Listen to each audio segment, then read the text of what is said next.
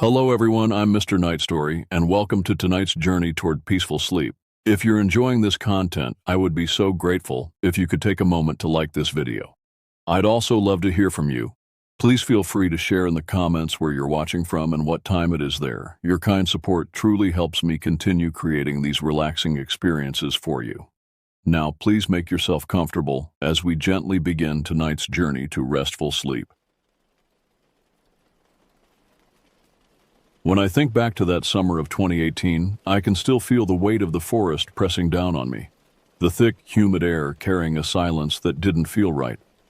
My uncle's cabin sat miles away from anything resembling civilization, tucked deep into the woods where the trees grew too close together and the dirt road in was more crater than path. It wasn't the kind of place you found yourself accidentally. You had to want to be there, or, in my case, have no choice. I was 15 then, old enough to understand that this wasn't a vacation, but more of a punishment. My parents had shipped me off to spend 3 weeks with my uncle after what they called the incident at school. My younger siblings, Grace and Sam, had been dragged along, probably to keep me from feeling completely isolated. Grace was 13, all sharp elbows and sharper tongue, while Sam, barely 11, still believed in monsters under the bed. How ironic that would prove to be. The cabin itself was a relic from another era, built sometime in the 1960s, when people still thought isolation was romantic rather than terrifying. The wooden walls were thick with decades of varnish, dark and heavy, and the windows were small, letting in just enough light to remind you that the outside world existed. Inside, everything smelled of pine and something else. Something musty and old that seemed to seep from the walls themselves. My cousin Vincent had arrived the day before us. He was 17, confident in that way that only comes from never having your world truly shaken. Tall and broad-shouldered, with the kind of easy smile that made adults trust him immediately, Vincent had always been the golden child of the family. Where I was awkward and prone to trouble, he was smooth and reliable, the kind of person who could talk his way out of anything, or so we thought. That first evening, as we unpacked our bags in the stifling heat, Vincent laid down the rules for our stay. The forest was ours to explore, he said, but there were boundaries. The creek to the east was safe for swimming, though the current could be tricky. The old logging trail to the north led to a clearing where we could play games, but the area past the hollow tree was off limits, absolutely forbidden. The hollow tree stood like a monument at the edge of a small clearing, its trunk wide enough for all 4 of us to hide behind at once. Its bark was scarred with deep grooves that looked too deliberate to be natural, like someone, or something, had clawed at it over the years. The inside of the tree was hollowed out, creating a dark cave that seemed to swallow light. Vincent told us it marked the property line, and we weren't supposed to go beyond it because of the steep ravine on the other side. But even then, watching the way his eyes avoided the tree when he spoke, I could tell there was something he wasn't saying. The way his voice dropped when he mentioned it, the quick glance he shot toward the tree line, the slight tremor in his hands, all of it suggested that the ravine wasn't the real reason we needed to stay away. Our days fell into a routine quickly. Mornings were spent helping with chores around the cabin, afternoons were ours to explore, and evenings we'd sit on the porch, listening to Vincent tell stories about the woods. He had an endless supply of them, tales of old logging camps and forgotten settlements, of hunters who'd gotten lost and emerged weeks later with no memory of where they'd been. But it was the games that really drew us together. Vincent had a talent for making everything feel like an adventure, even something as simple as hide and seek. He'd set elaborate rules, create complex scenarios, turn our play into epic quests that could last for hours. Grace and Sam adored him, hanging on his every word, and I found myself drawn in despite my usual teenage cynicism. Hide and seek was our favorite game, partly because the forest provided such perfect hiding spots. Fallen logs created natural shelters, thick undergrowth could conceal a person completely, and the varying elevations meant you could disappear into a depression in the ground and become invisible. Vincent was always the hardest to find, seeming to vanish into the forest itself, while Sam was hopeless at staying quiet, always giving himself away with giggles or the rustling of leaves.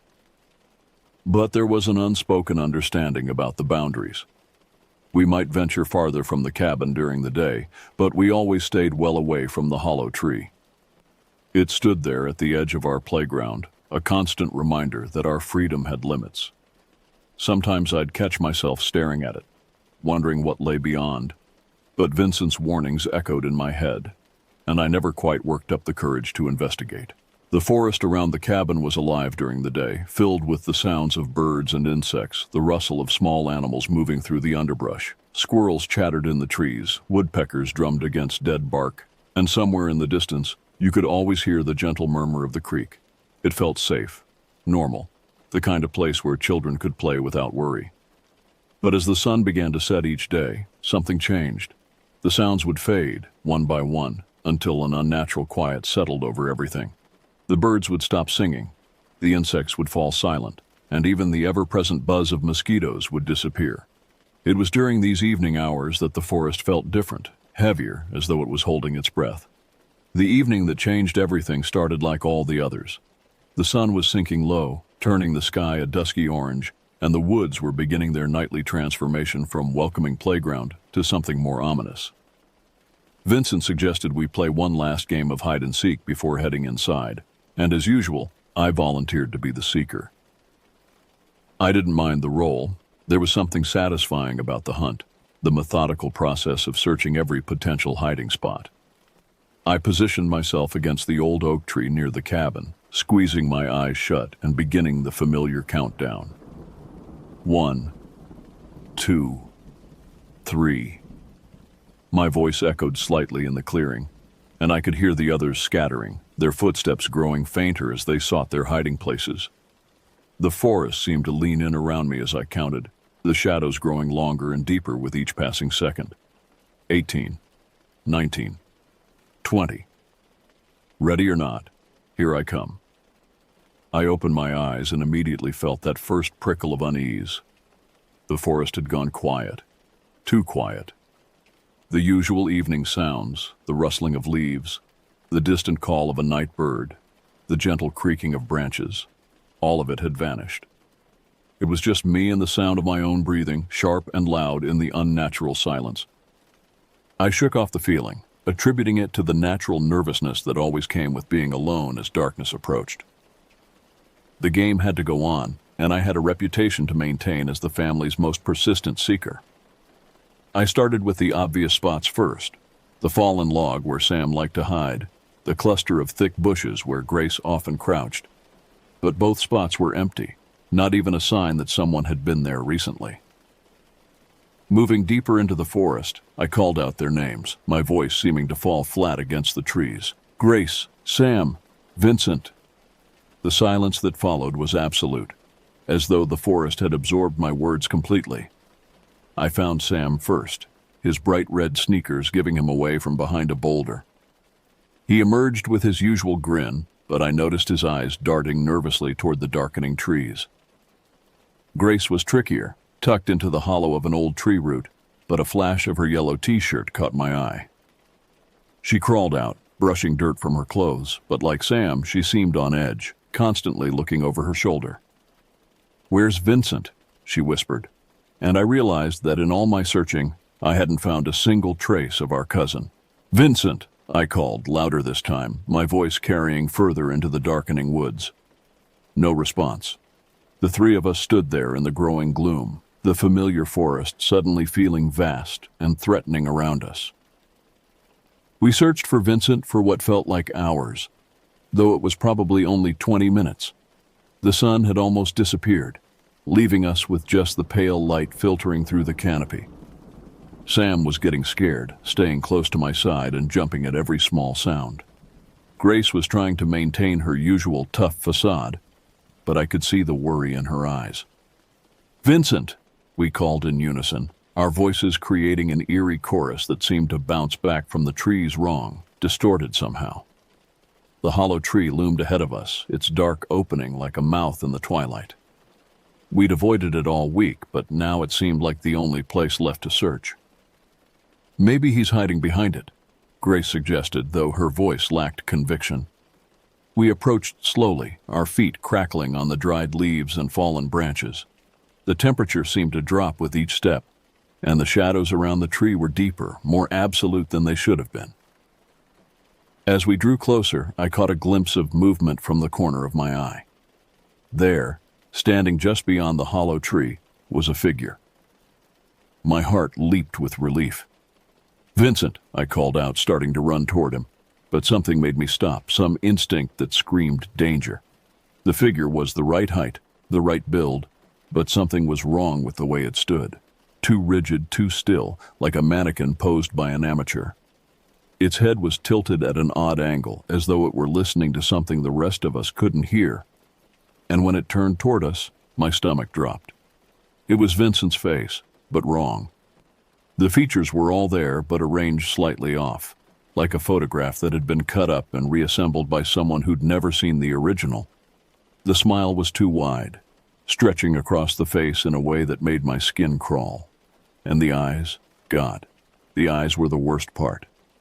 They were Vincent's eyes, but they held something else, something hungry and alien that made every instinct in my body scream to run. "Vincent?" Grace whispered, her voice barely audible. The thing wearing Vincent's face took a step toward us, its movements jerky and unnatural, like a puppet being controlled by someone who'd never learned how to make it walk properly. Its arms swung stiffly at its sides, and its head stayed tilted at that unnatural angle. I grabbed both Grace and Sam, pulling them backward. "Run," I whispered. "Run, now." We turned and bolted back toward the cabin, branches whipping at our faces, the ground seeming to shift and roll beneath our feet. Behind us, I could hear something following, footsteps that were too heavy, too irregular to be human. We burst through the cabin door like we were being chased by demons, which maybe we were. The familiar space of the living room felt like a sanctuary, but even as we slammed the door and threw the bolt, I knew it wouldn't be enough. Whatever was out there, it wasn't bound by normal rules. "What was that?" Sam gasped, his face pale and streaked with tears. Before I could answer, we heard Vincent's voice from the kitchen. "What's all the commotion about?" He emerged from the doorway, rubbing his eyes as though he'd just woken up, looking perfectly normal, perfectly human. We stared at him in shock, speechless. He was Vincent, the real Vincent, not the twisted version we'd seen in the woods. His eyes held their usual warmth. His smile was natural and concerned, not the horrible rictus we'd witnessed by the tree. But if he was here, then what had we seen out there?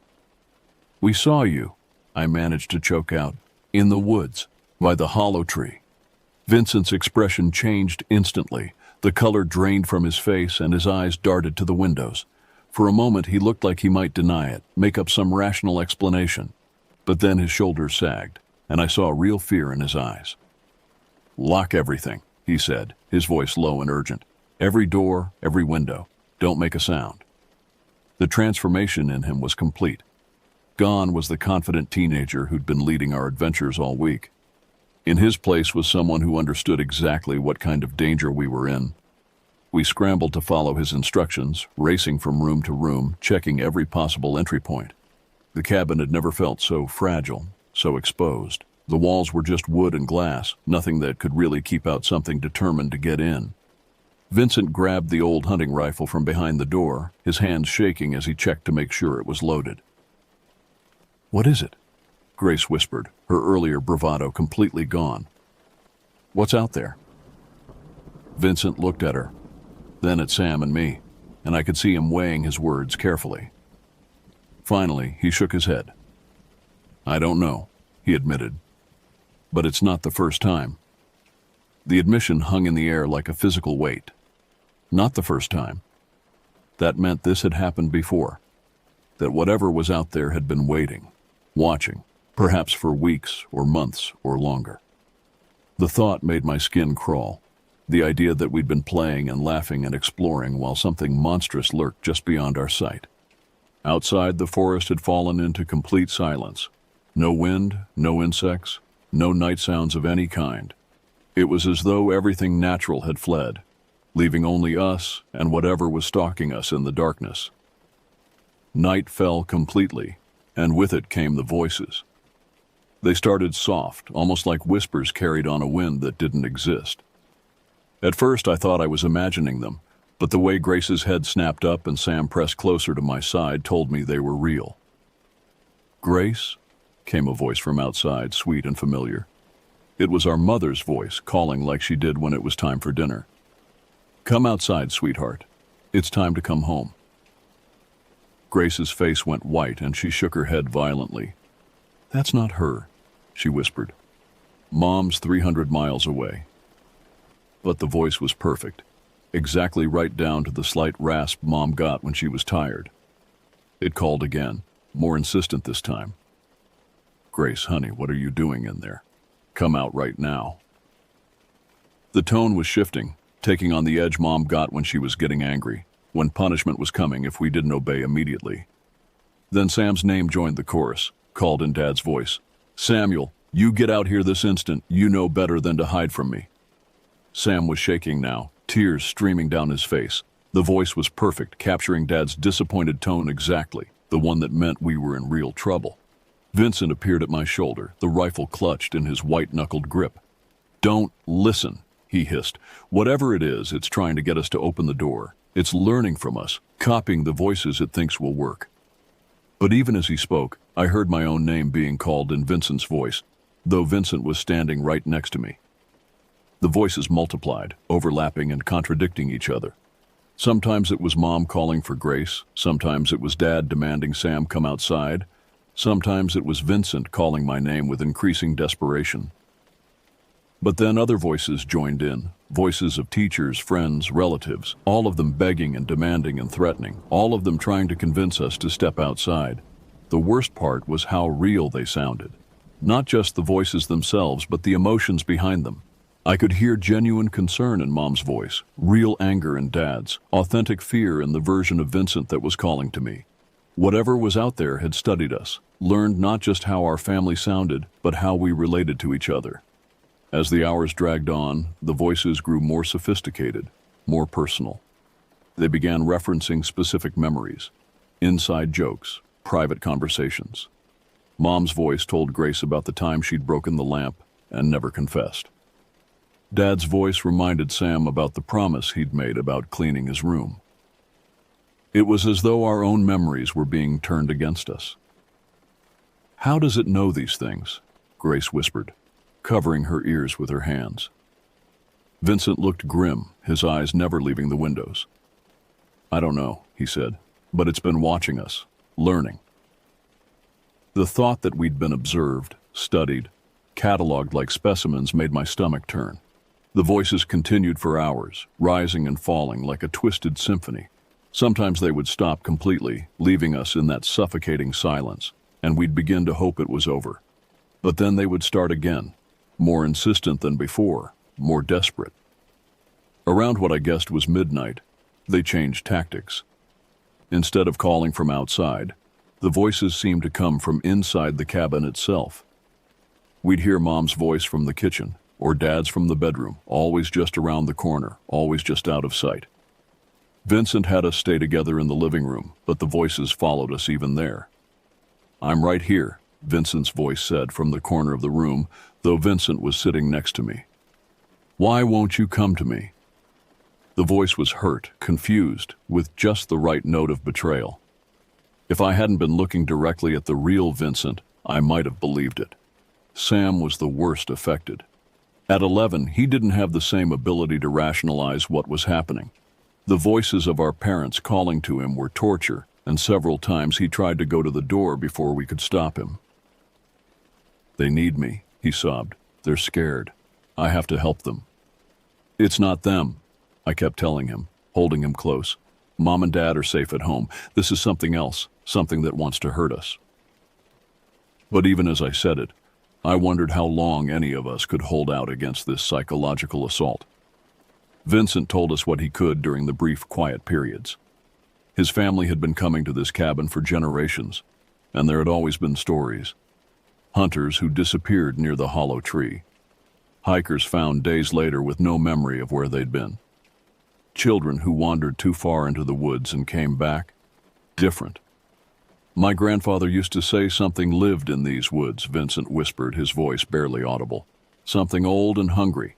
He said it could wear faces like clothes, become whatever it needed to be to get close to people." The idea was terrifying, but it explained what we'd seen, what we were hearing. As dawn approached, The voices gradually faded. The oppressive weight that had pressed down on us all night began to lift, and for the first time in hours, I felt like I could breathe properly. Vincent lowered the rifle, his arms shaking from holding it ready all night.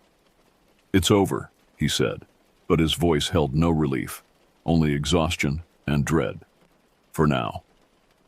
Through the windows, pale morning light was beginning to filter through the trees, and the forest looked normal again, peaceful even. But I knew I'd never see it the same way. We didn't discuss what had happened. What was there to say?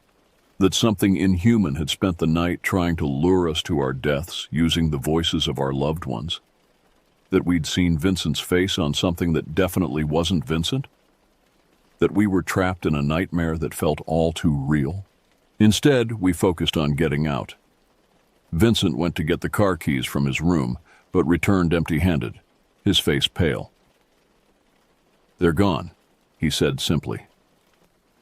We searched the entire cabin, but the keys were nowhere to be found. Vincent was certain he'd left them on his dresser, but now they were simply gone. "It took them," Grace said, and none of us argued. The thing in the woods didn't want us to leave. It wanted us to stay, to play its games, to eventually make the mistake that would let it get close enough to... what? We didn't want to find out. We spent the morning fortifying the cabin as best we could, moving furniture against the doors, checking and rechecking the windows. Vincent tried the old radio, hoping to call for help, but it produced nothing but static. We were truly alone. It was Sam who spotted them first. "Look," he said, pointing out the window toward the tree line. There, standing just visible among the trees, were figures. From a distance they looked like people, but there was something wrong with the way they moved, the way they stood. Too stiff, too unnatural. As we watched, more appeared. Dozens of them, all standing perfectly still, all facing the cabin. Some looked like Vincent, some like us. Some like people I didn't recognize, but who felt familiar in a way that made my skin crawl. They didn't move, didn't speak, just stood there watching us with those wrong eyes. "How long have they been there?"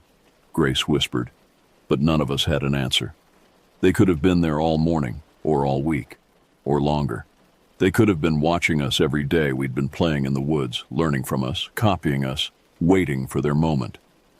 Vincent made the decision for all of us. "We're leaving," he said. "On foot, through the woods, back to the main road. It's 15 miles, but we can make it if we stay together." The alternative was staying in the cabin and hoping someone would eventually come looking for us, but after last night that seemed like a death sentence. We gathered what supplies we could carry, filled our water bottles, and prepared to make our run. Vincent took the lead with the rifle, I took the rear to watch for followers, and Grace and Sam stayed between us.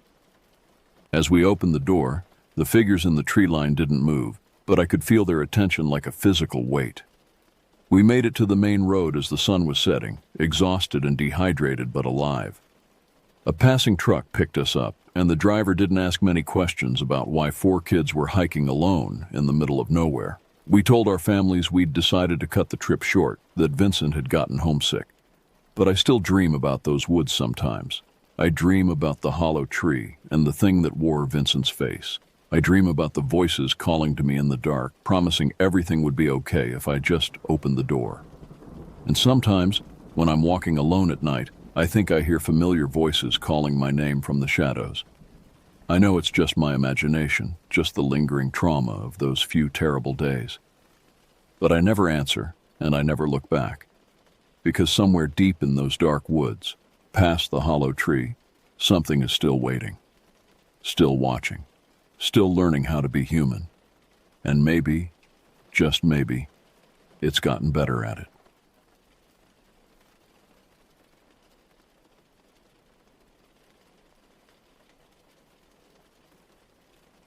I was about 8 or 9 when my family made the annual trip to our Kickapoo homeland in a remote part of Mexico. This journey was something we undertook every year with solemn dedication, a time when relatives from Oklahoma, Texas, and Kansas all converged on my grandmother Tana's land for important traditions that had been passed down through generations. Tana's property sprawled at the base of a forbidding mountain range that everyone treated with serious caution. The adults spoke of these mountains in hushed tones, warning that they could twist your mind if you ventured too far up without the right protections. The elders knew things about this place that they rarely shared with children. The drive there was always grueling, hours of rattling over unpaved roads, dust coating everything inside our truck despite the windows being tightly sealed. As we approached, the landscape grew increasingly barren, with sparse vegetation clinging to rocky soil. Cell service disappeared long before we reached our destination, cutting us off from the outside world completely. Tana maintained 2 small houses on her land. The old house, our designated quarters, was sealed tight, with metal bars over windows that didn't open and steel doors designed to keep out wandering animals or thieves who might prowl when nobody was around. The new house, where my Aunt Winona and Uncle Sanny stayed with their children, had the same bars but featured windows that could swing open, offering some relief from the oppressive heat.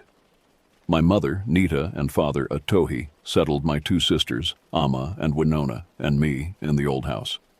My cousins Hosa and Lona took the new house with their parents. Another set of cousins, Cheeto and Saya, were also somewhere on the property, helping with daily tasks or assisting Tana with preparations for ceremonies. The isolation hit me anew each time we arrived. No neighbors for miles, no streetlights, no ambient glow from distant towns, just absolute darkness when the sun disappeared. The vastness of the night sky overhead was both beautiful and terrifying, stars appearing so close you might reach up and touch them. The Milky Way splashed across the heavens in a way city dwellers never experience. That first evening passed uneventfully. We unpacked, prepared a simple dinner over an outdoor fire pit, and listened to the elders exchange news and stories. The adults spoke mostly in our native language, occasionally switching to Spanish or English. Children were expected to sit quietly and absorb the traditions, though my attention often wandered to the looming shadows of the mountains, visible even against the night sky. "Don't stare too long," my father murmured, noticing my gaze. "Some things notice when you notice them." I quickly looked away, pretending interest in the embers of our dying fire instead. The air was muggy and still that night. In the old house, with windows shut tight, we just tried to fall asleep in the stale heat. After a long day of chores and traveling, exhaustion eventually won out over discomfort, and we drifted off. The scream tore through the heavy silence like a knife, jolting us awake. Disoriented, I sat upright on my thin mattress, heart hammering against my ribs. The sound had come from the new house, a high, terrified shriek that could only belong to a child. My father, normally stoic and measured in all things, moved with startling speed. He was out of bed in an instant, pulling on boots and grabbing a flashlight. "Stay here," he commanded, pointing at my sisters and me. "Do not open the door for anyone but me or your mother." The door slammed behind him, and I crossed the dark room, stepping over scattered belongings as I hurried to the barred window. Outside, the moon gave off just enough light to reveal silhouettes hurrying between the houses. Flashlight beams cut erratic patterns through the darkness as adults converged on the new house. My Aunt Winona emerged, arms wrapped protectively around Hosa, who appeared to be trembling violently. She gestured toward the fence line while my Uncle Sanny and several older cousins began to comb the property, scanning the ground and sweeping their lights across the perimeter. Minutes stretched into an hour. Through the window, I watched adults conferring in tight circles, their voices too low to reach me. Occasionally, someone would break away to check another section of the fence or peer into the darkness beyond our property. The intensity of their search sent waves of unease through me. This wasn't the reaction to a simple nightmare. Eventually, my mother returned, her face drawn tight with tension. "What happened?" I asked immediately. She hesitated, clearly weighing how much to share. "Hosa had a fright. Everyone's checking to make sure there are no uninvited guests on the property."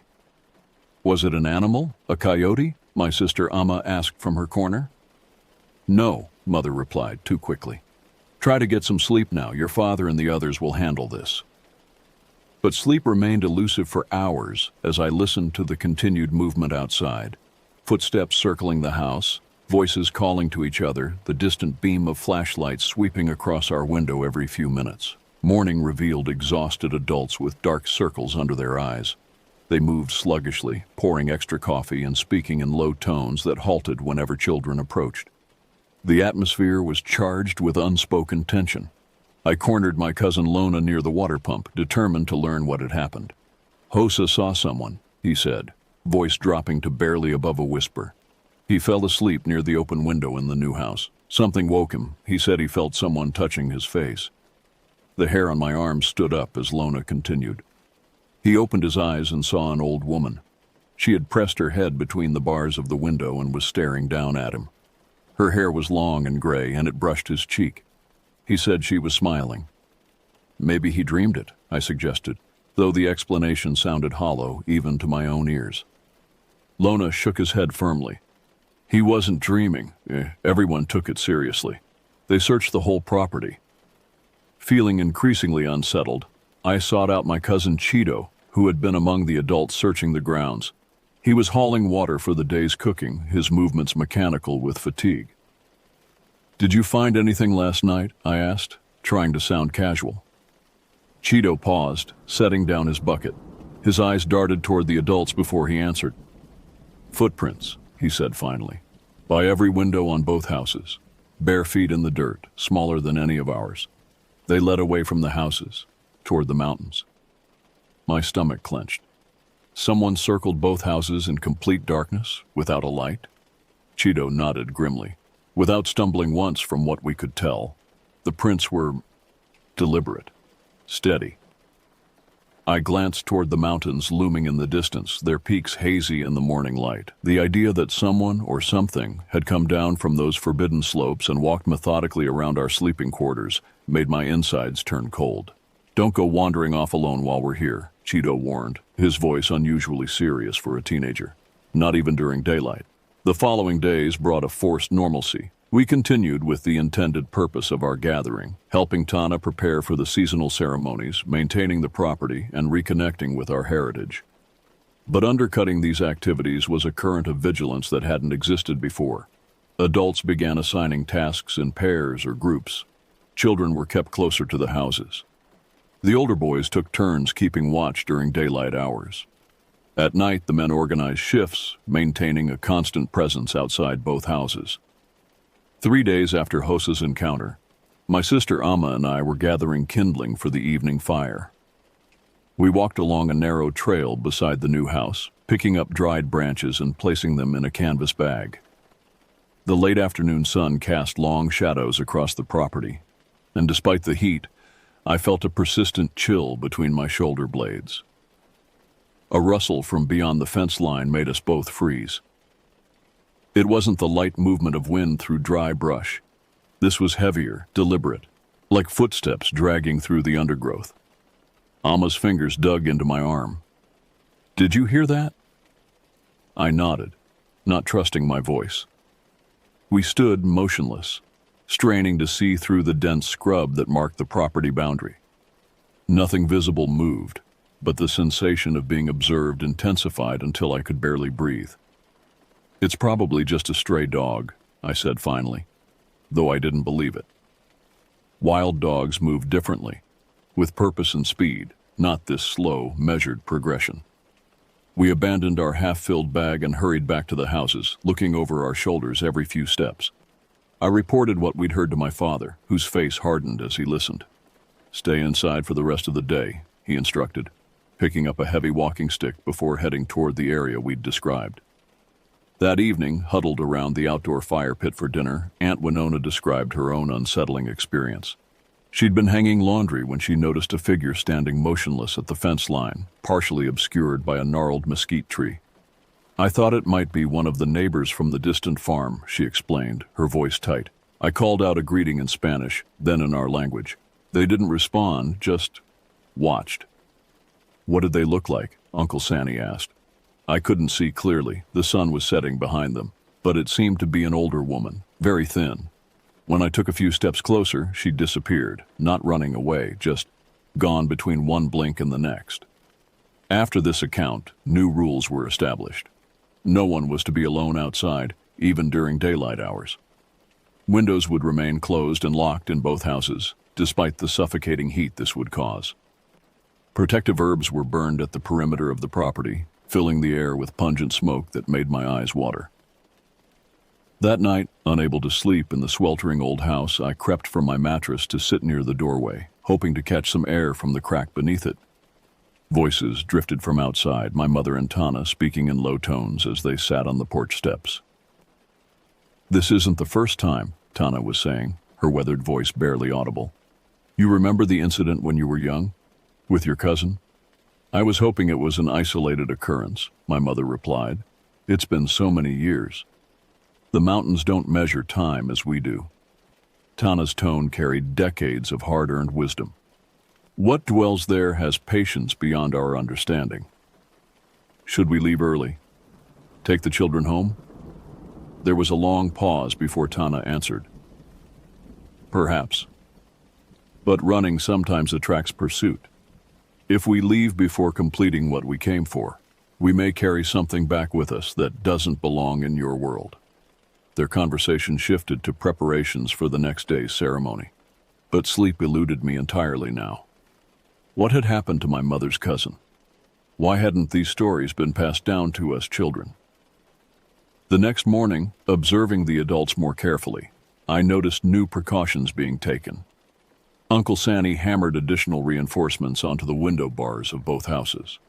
My father and Cheeto spent hours walking the property boundary, checking the integrity of the fence, and placing small bundles of herbs at regular intervals along its length. When I questioned my mother about her conversation with Tana, she initially dismissed it, claiming I must have misheard. But something in my expression must have conveyed my fear, because her demeanor softened. "There are things we don't discuss with children," she said finally. "Not to keep secrets, but to prevent fear from taking root too early." "I'm already afraid," I countered. "Knowing might help." She sighed deeply, glancing toward the mountains before continuing. "Those mountains have always been different. Our people have known this for generations. Some places in this world thin the boundary between what should and shouldn't exist together. The high places especially." "What comes down from there?" I pressed. "Nothing that belongs here," she answered simply. "Nothing good." On the fourth night, the temperature dropped unexpectedly, bringing the first comfortable evening of our stay. My sister Winona, always the bold one, stayed up reading by lantern light while the rest of us tried to sleep. Around midnight, she shook me awake, her face pale in the dim light. "Listen," she whispered. At first, I heard nothing unusual, just the distant calls of night insects and the soft breathing of our sleeping family members. Then it registered, a slow, methodical scratching against the outside wall. Not the random scrape of branches and wind, there was no wind tonight, but deliberate, like fingernails dragging across the metal siding of the house.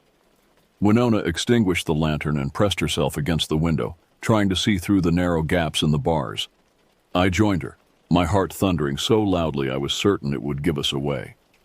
In the faint moonlight filtering through the bars, a shape moved below our window.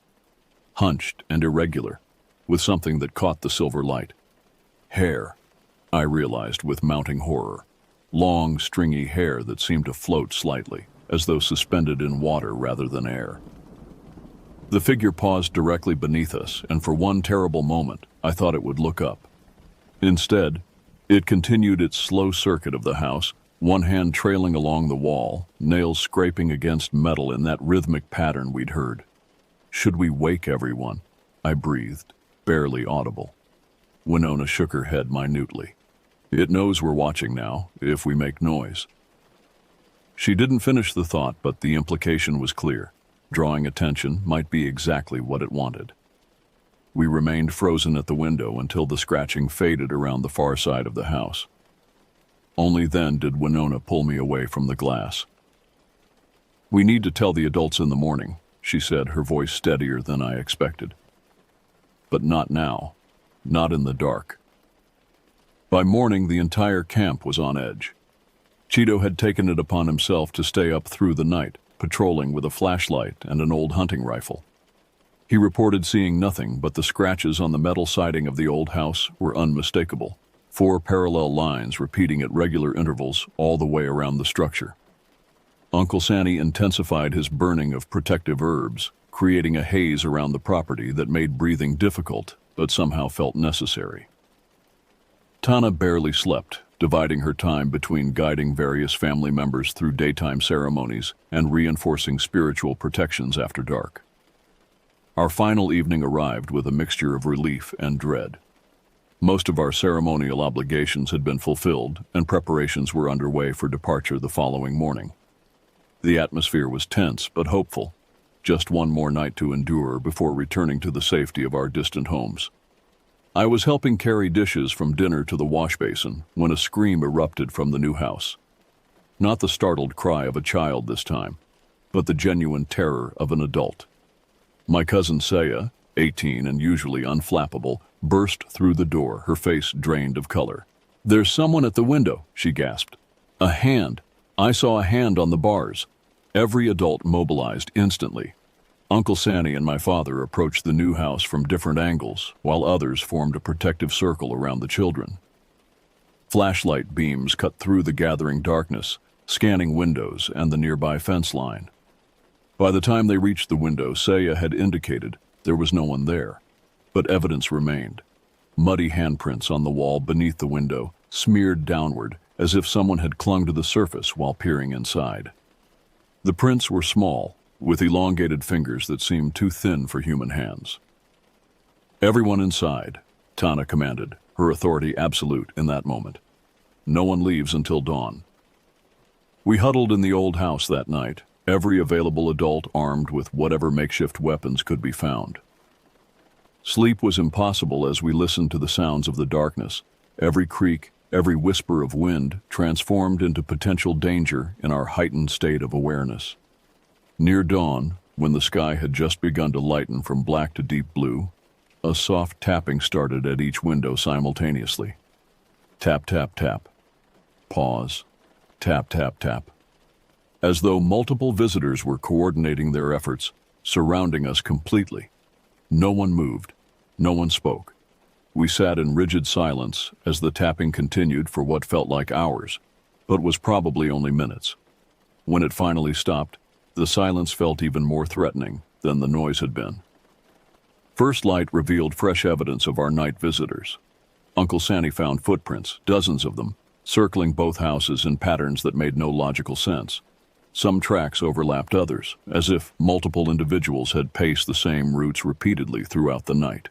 Most disturbing were the tracks leading away from the property. They formed a straight line from the new house through the scrubland and directly toward the foothills. When we followed them a short distance, we noticed disturbing details. The prints became deeper toward the front of the foot, as if whoever made them dragged themselves forward with each step, fighting against some invisible resistance. "We're leaving. Now," my father announced, brooking no argument. "Pack only what's necessary." The usual departure rituals were abbreviated or abandoned entirely as we hurried to load vehicles. Tana performed only the most essential closing ceremonies, her hands shaking slightly as she worked, something I'd never witnessed in my proud, composed grandmother. "Don't look back once we start driving," she instructed as we climbed into our truck. "Not until we reach the main road. Keep your thoughts forward, toward home." As our caravan of family vehicles pulled away from the property, the mountains seemed to loom larger than ever in the rearview mirror. Though I'd been explicitly told not to look back, I couldn't help stealing one glance as we rounded the first bend in the dirt road. For a moment, so brief I've spent years convincing myself it was imagination, I thought I saw figures standing at the fence line, multiple silhouettes, unnaturally still, watching our departure. At their center stood one slightly taller than the rest, with long pale hair that moved despite the absence of wind. On the long drive home, hours of bumpy dirt paths before even seeing pavement, I sat silently, replaying everything in my mind. It was more than just footprints and glimpses. It felt like the land itself had been unsettled, as if ancient energies from the mountains had descended to observe us, or test us. Years later, when I finally gathered the courage to ask my mother why everyone had accepted Hosa's story so readily, she reminded me that these sightings weren't unprecedented. The elders believed a spirit from the mountains occasionally took human form to venture down to the settlements, targeting families who let their guard down. The mountains get hungry sometimes, she explained, her eyes distant.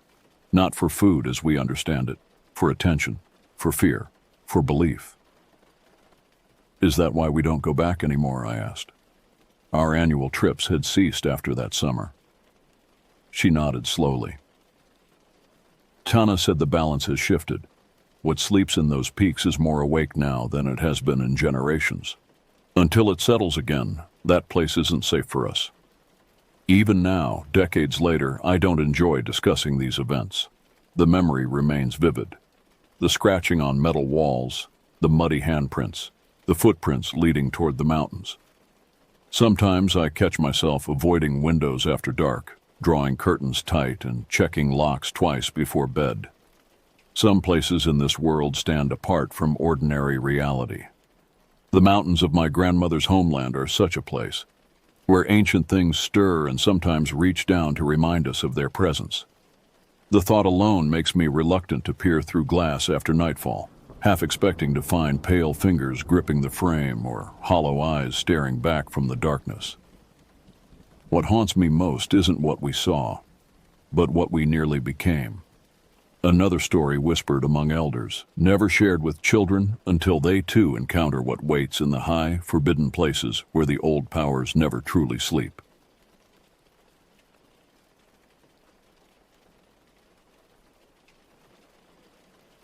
I never meant to become a forest ranger. Growing up in northern Montana, I was just another kid who loved building forts in the woods behind our house and tracking deer prints through fresh mud. My father, a former smoke jumper turned park maintenance worker, taught me everything he knew about wilderness survival, how to read weather patterns, identify animal signs, and most importantly, how to respect nature's raw power.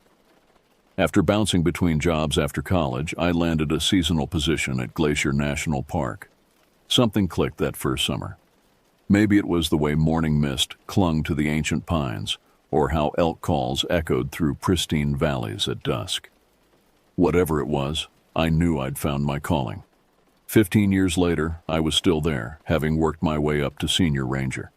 That's where I met Marcus Chen, a wildlife biologist studying wolf populations. We bonded quickly over our shared love of the outdoors and fascination with the park's mysteries.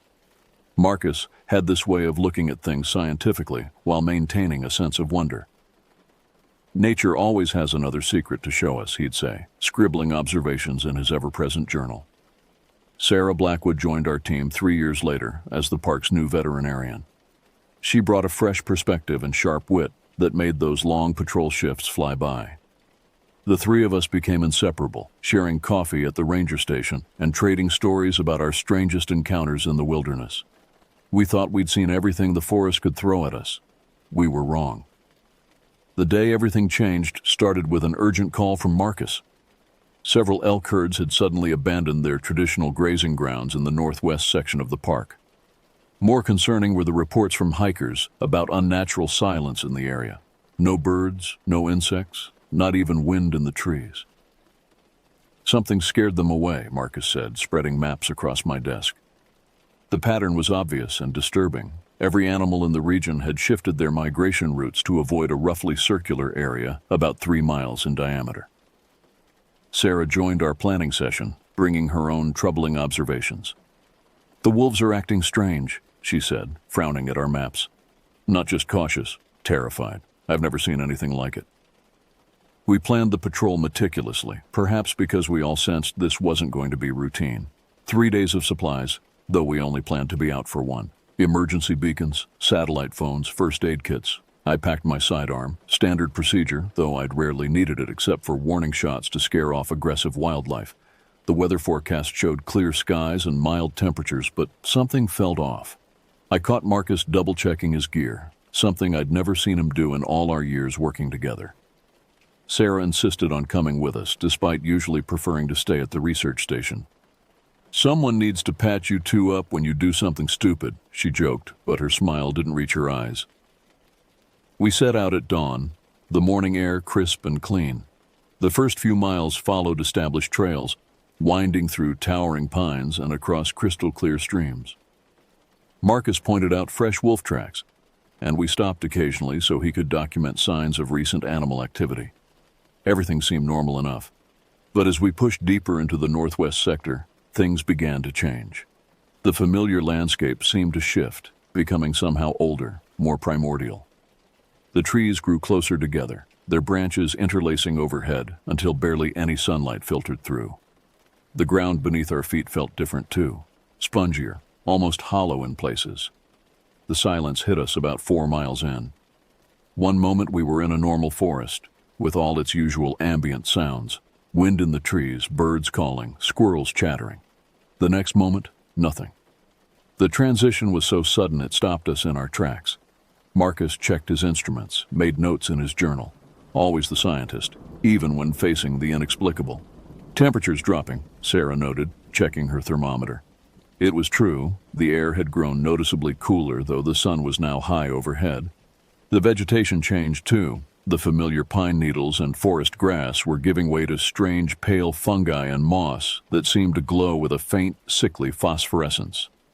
We found the first real anomaly near a small clearing. It looked like an animal bedding site, but all the vegetation in a perfect circle about 10 feet in diameter was dead.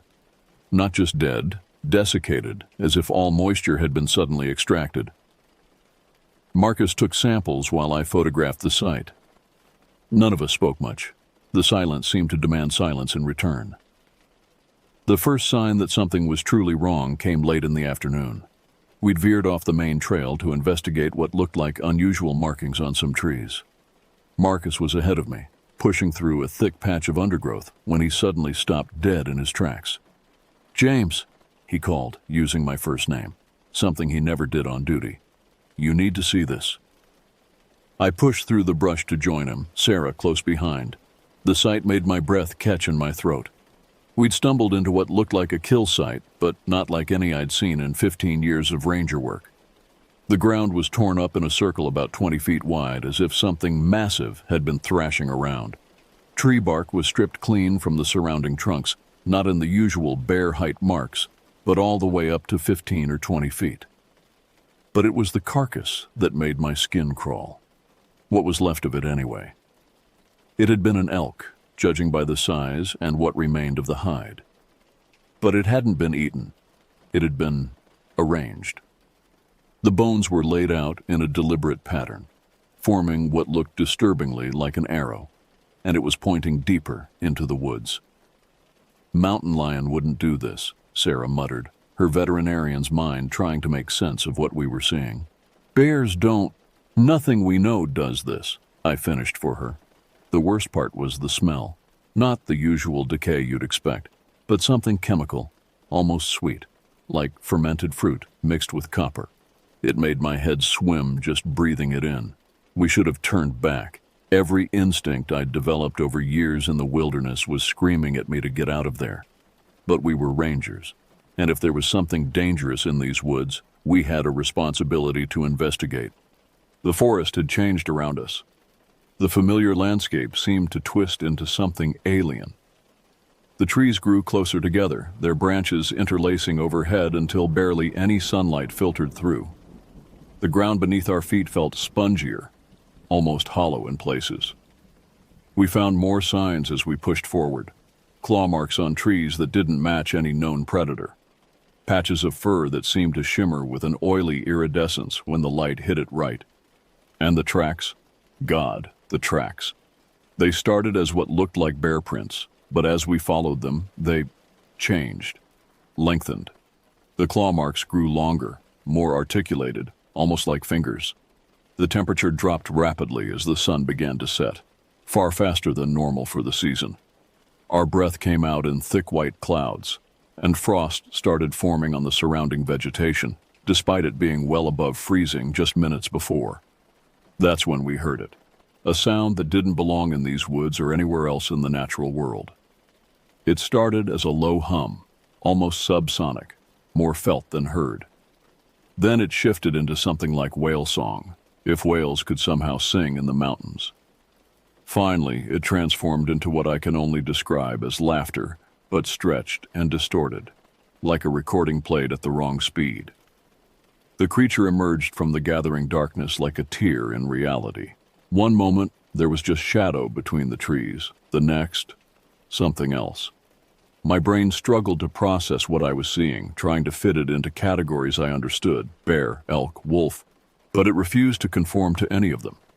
It stood upright, that much I'm certain of, taller than a grizzly on its hind legs, but moving with an unsettling grace that no bear possesses.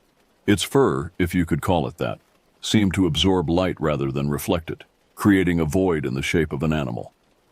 But it was the eyes that haunt me most in my nightmares. They glowed with a pale, milky blue luminescence, like the heart of a glacier, and held an intelligence that was terrifyingly aware. Marcus raised his camera, hands shaking. The flash sparked in the darkness, and for a split second we saw it clearly.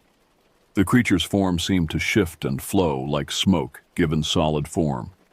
Where its face should have been, there was a collection of features that seemed to rearrange themselves with each movement. Sometimes more bear-like, sometimes almost human, but never settling into anything definitive. Sarah screamed. I don't blame her. The sound that came from my own throat wasn't much better. The creature's head snapped toward us, too fast, impossibly fast, and then it moved. It covered 30 feet in what seemed like a single stride. I drew my sidearm and fired 2 shots. The sound was deafening in the enclosed forest, but the creature didn't even flinch. If anything, it seemed amused. That's when things got worse. The thing spoke. You shouldn't have come here, it said, its voice a horrible mixture of sounds, crackling ice, grinding stone, and something else, something that made my teeth ache and my vision blur. But then they never listen. They never learn. I grabbed Sarah's arm with one hand and Marcus's with the other, and we ran. Direction didn't matter anymore. We just needed to put distance between us and that thing. We crashed through undergrowth, leaped over fallen logs, ran with the desperate energy of prey animals. Behind us, the creature made that awful laughing sound again, and we could hear it moving through the forest. Not chasing us, exactly, but pacing us, sometimes to our left, sometimes right, sometimes behind. Playing with us. The creature's laughter followed us through the darkening forest, echoing from all directions, making it impossible to tell where it was coming from. Marcus stumbled, his camera bag tangling in a low branch. I hauled him up, not letting go of his arm. Sarah was ahead of us, her ranger training kicking in as she navigated through the undergrowth. Then, like a miracle, we saw headlights through the trees. The maintenance road, we'd somehow circled back to it. A park service truck was making its final rounds. The creature's laughter turned into something else then, a sound like grinding metal mixed with a subsonic rumble that made my bones ache. For the first time, it seemed uncertain. The headlights swept through the trees, and in their glare, I caught one final glimpse of the thing. It seemed to fold in on itself, its form collapsing like smoke in a wind, those glacial blue eyes the last thing to fade. We burst onto the road just as Tom Weber, one of our maintenance workers, was driving past. He slammed on the brakes, kicking up gravel. One look at our faces and he was on the radio, calling it in. The next few hours were a blur. The paramedics found nothing physically wrong with us beyond cuts, bruises, and mild hypothermia, though our core temperatures were several degrees below what they should have been. They wanted to keep us overnight for observation, but we refused. The hospital felt too confined, too far from where we needed to be. The official debrief was even worse. How do you explain something that defies explanation? We tried to describe what we'd seen, but the words felt inadequate. The park superintendent listened patiently, taking notes, but I could see the skepticism in his eyes. When we mentioned the arranged bones and the strange markings, he perked up. A team was sent to investigate the site the next day. They found nothing. No bones, no tracks, no signs of disturbance. Even the dead vegetation had recovered, looking perfectly normal. The only evidence something had happened was the spent shell casings from my gun and the pictures in Marcus's camera, though those came out strangely distorted, showing only vague dark shapes that could have been anything. The nightmares started that night, not just reliving the encounter, but new variations. Sometimes we didn't make it to the road. Sometimes the creature caught us. But the worst ones were where it spoke more. told us things about the world that human minds weren't meant to comprehend. Marcus threw himself into research, trying to make sense of what we'd encountered. He compiled reports of similar incidents, studied Native American legends, dug through old park records. The obsession cost him his marriage. Linda tried to understand, to support him. But how do you share your life with someone who's haunted by something that shouldn't exist? Sarah took a leave of absence. When she came back 3 months later, she requested a transfer to the park's urban wildlife program. She wouldn't go into the deep woods anymore. None of us blamed her. I stayed on as a ranger, but something fundamental had changed. The forest I'd loved since childhood became something alien and threatening. Every shadow might hide something waiting to pounce. Every unusual sound sent my heart racing. The other rangers noticed, but they didn't ask. Maybe they'd seen things too, things they couldn't explain. My relationship with nature changed completely. I began to see it not as something we understood and could manage, but as something ancient and unknowable. The park's official maps and scientific studies seemed like children's drawings compared to the reality we'd glimpsed. A reality that had always been there, hidden just beneath the surface of what we thought we knew. 3 months after our encounter, 2 hikers went missing in the same area. The search and rescue operation found nothing but some torn clothing and strange tracks that disappeared into thin air. Marcus and I volunteered for the search, despite our lingering fears. We had to know if it was connected. The silence was there again, that unnatural void of sound that we remembered too well. But this time, we knew what it meant. We called off the search before nightfall, much to the confusion of the other rangers. Better to have them think us cowards than lead them into something they weren't prepared for. We started hearing from others. Park rangers from different regions, hunters, backpackers, all with similar stories. Some had only caught glimpses, others had closer encounters. The details varied, but certain elements remained constant. The unnatural silence, the feeling of being hunted, the creature's impossible movements. Sarah called me one night, her voice shaking. She'd been treating a wolf that had been found near the park boundary, severely traumatized. Its fur had turned white, she said. Not gray, not old age white, pure white. And its eyes, James, they looked like it had seen something it couldn't understand, something that broke something inside it. Then came the visit from the old man. He arrived at my office one morning, introduced himself as Joseph Standing Bear. He'd heard about what we'd seen, he said. His grandfather had been a medicine man for the Blackfeet tribe, and the stories had been passed down. The old ones knew about them, he told us, his weathered face grave. They were here long before us, and they'll be here long after we're gone. What you saw wasn't its true form. That would have driven you mad. It showed you what your mind could accept without breaking. He told us stories passed down through generations about beings that walked between worlds, that could take any shape they chose. The land remembers, he said, even when we try to forget. You've seen behind the veil now. You can't unsee it. The most disturbing development came 6 months after our encounter. A wildlife photographer's body was found near the park boundary. His camera was intact, and most of the photos showed nothing unusual, just trees and wildlife. Except for the last image. It was blurry, taken at dusk, but in the background stood a familiar figure. Tall, dark, with eyes that seemed to glow even in the grainy photograph. 5 years have passed since that day in the woods. I'm still a ranger, though I requested a transfer to visitor services. I couldn't leave entirely. The park is too much a part of who I am. But I never go into the northwest sector anymore. None of the senior rangers do, though we don't talk about why. Marcus left his research position and now teaches at Montana State. We meet for coffee every few months, sharing stories about our lives, carefully dancing around the topic we both can't forget. Sometimes, late at night after a few drinks, we'll talk about it, try to make sense of what we saw, what it meant. Sarah stayed with Urban Wildlife Management. She's good at it, helps people deal with problem bears and mountain lions. At least these predators make sense, she says. We don't talk about the other kind. The creature changed us all, not just in the obvious ways. The nightmares, the hypervigilance, the way we all flinch at unexpected sounds. It changed something deeper, something fundamental about how we see the world. It's like we were living in a house our whole lives, thinking we knew every room, every corner. Then one day we opened a door we'd never noticed before and found an entire wing we didn't know existed. A wing that shouldn't exist, and now we can't unknow it's there. When visitors ask me about the best trails or the most scenic spots, I give them the usual advice about bear spray and staying on marked paths. But sometimes, when I see them heading toward the deeper woods, I want to tell them more. Want to warn them about the silence that isn't really silence, about the shadows that move when they shouldn't, about the things that watch from just beyond the firelight. Instead, I remind them to trust their instincts, that gut feeling that tells you something isn't right.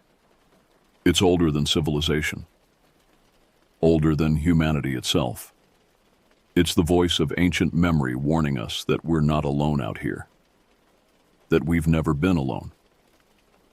Last week, Marcus called. He's been going through old park records, piecing together a pattern of disappearances and strange events going back to the first European expeditions, back to the earliest Native American stories. He thinks what we saw wasn't an isolated incident, that it's part of something larger, something cyclical.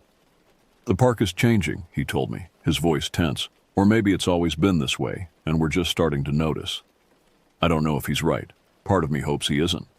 But on quiet nights, when the wind blows down from the mountains carrying that too sweet smell, when the shadows seem to move with their own purpose, when the silence falls too suddenly, I think about what's out there, what's always been out there, and I wonder if it's thinking about us too.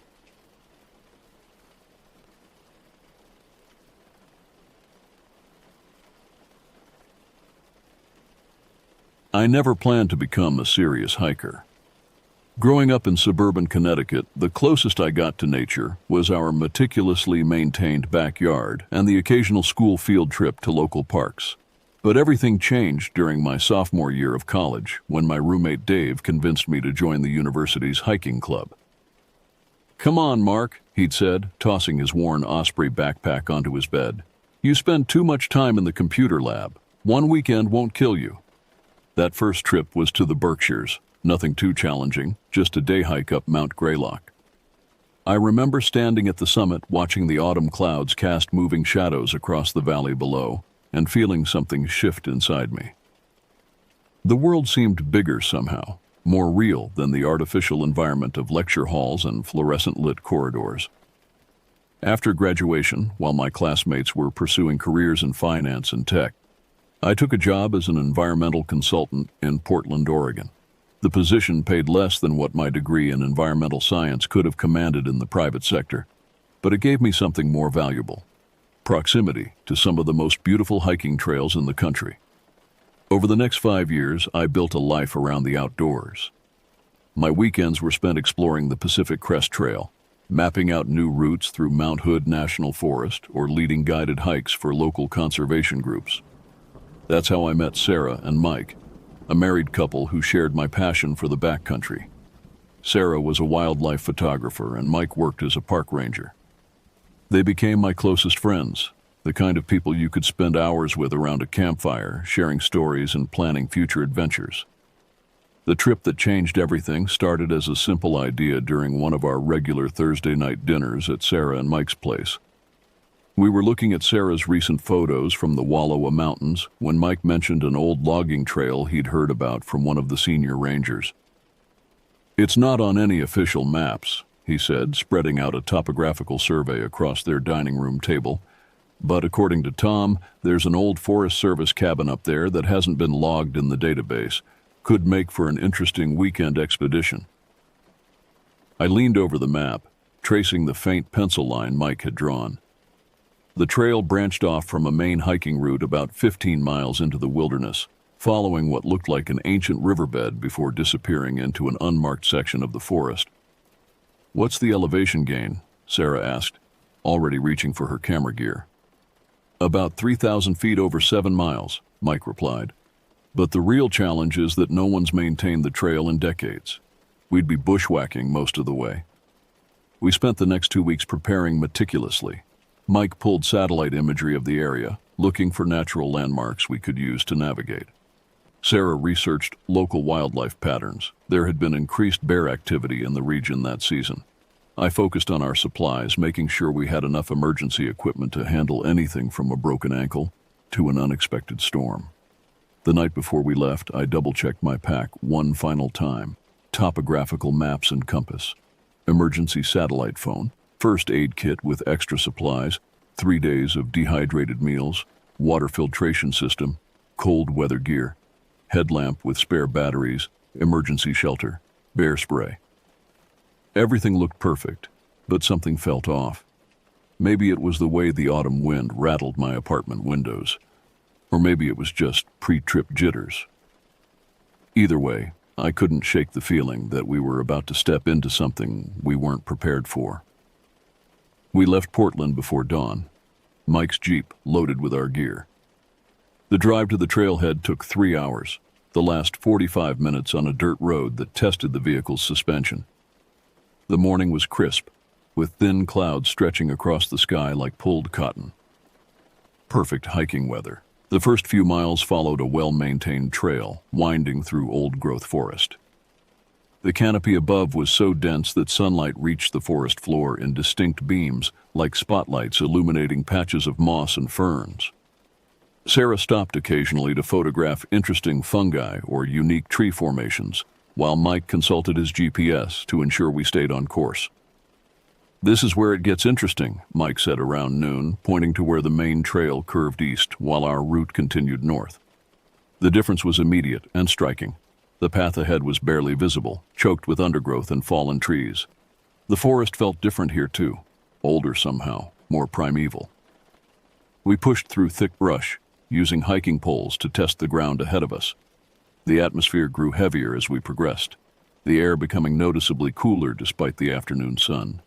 The usual forest sounds, birdsong, rustling leaves, chattering squirrels, seemed muted, as if the woods themselves were holding their breath. "Anyone else notice how quiet it's gotten?" Sarah asked, her voice barely above a whisper. I had noticed. The silence felt almost physical, like a weight pressing against my ears. Even our footsteps seemed oddly muffled, the crunch of leaves and snap of twigs strangely distant. The first sign that something was wrong came around 3 in the afternoon. We had stopped for a water break when Mike spotted something unusual. A series of deep gouges in a nearby tree trunk, about 7 feet off the ground. "Bear marks?" Sarah asked, raising her camera. Mike shook his head slowly. "Too high and the pattern's wrong. Bears leave vertical scratches. These are..." He traced the air in front of the marks, almost geometric. I moved closer to examine the tree. The gouges were deep, cutting through the bark into the pale wood beneath. They formed an odd pattern, 3 parallel lines intersected by 2 diagonal cuts. The edges were clean, almost surgical in their precision. "Could be human," I suggested, though I didn't really believe it. "Loggers marking trees, maybe?" "With what tool?" Mike countered. "And why just this one tree?" We continued hiking, but the discovery had changed something in our dynamic. We walked closer together, spoke less, and found ourselves constantly scanning the forest around us. The shadows between the trees seemed deeper, more active somehow, as if they were shifting independently of the swaying branches above. The old logging road appeared suddenly, emerging from the undergrowth like the ghost of civilization. Decades of neglect had reduced it to little more than a slightly wider gap between the trees, but its straight lines were unmistakably human-made. As we followed it deeper into the forest, the temperature dropped noticeably, and the mist that had been gathering all afternoon began to thicken. That's when we found the first artifact, a rusted axe head half buried in the soil. Mike dug it out carefully, turning it over in his hands. The metal was pitted with age, but there was something odd about its shape. The blade curved at an unusual angle, and strange symbols were etched into its surface. "Those don't look like any manufacturer's marks I've ever seen," Mike said, handing me the axe head. The symbols seemed to shift as I examined them, like optical illusions that changed when viewed from different angles. A wave of dizziness washed over me, and I quickly passed the artifact to Sarah. We found more items as we continued. Fragments of old tools, pieces of machinery consumed by rust, and occasionally, stranger things, objects whose purpose we couldn't begin to guess. Each discovery added to the growing sense that we had stumbled into something we weren't meant to find. The cabin appeared through the mist, just as the sun was setting. It was larger than we'd expected, a two-story structure built from massive old-growth logs. But something was wrong with its proportions. The angles seemed slightly off, as if it had been built according to some alien geometry. "This can't be the Forest Service cabin," Mike said, consulting his map. "We're at least a mile from where it should be." Before anyone could respond, we heard it, a sound that didn't belong in any forest I knew. It started as a low vibration, more felt than heard, then built into a humming tone that made my teeth ache. The mist around us began to move in ways that had nothing to do with the wind. Sarah's camera clicked rapidly as a shape emerged from between the trees. At first, my mind couldn't process what I was seeing. It seemed to shift and flow, its form refusing to settle into anything recognizable. Then it stepped into a patch of fading sunlight, and I felt my sanity strain. The creature was tall, at least 9 feet, but its height seemed to fluctuate as it moved. Its body was covered in what looked like bark, but the pattern swirled and changed like oil on water. Where its face should have been, there was a complex arrangement of angles and curves that hurt to look at directly. Long, jointed limbs, too many of them, moved with an unsettling grace. We ran. There was no discussion, no coordinated plan. Primitive instinct took over, and we fled in blind panic. I could hear it behind us, moving through the forest with impossible speed. Trees creaked and groaned as it passed, and that horrible humming grew louder. Sarah screamed. I turned to see her trip on an exposed root, her camera flying from her hands. Mike and I rushed back to help her up, but the creature was almost upon us.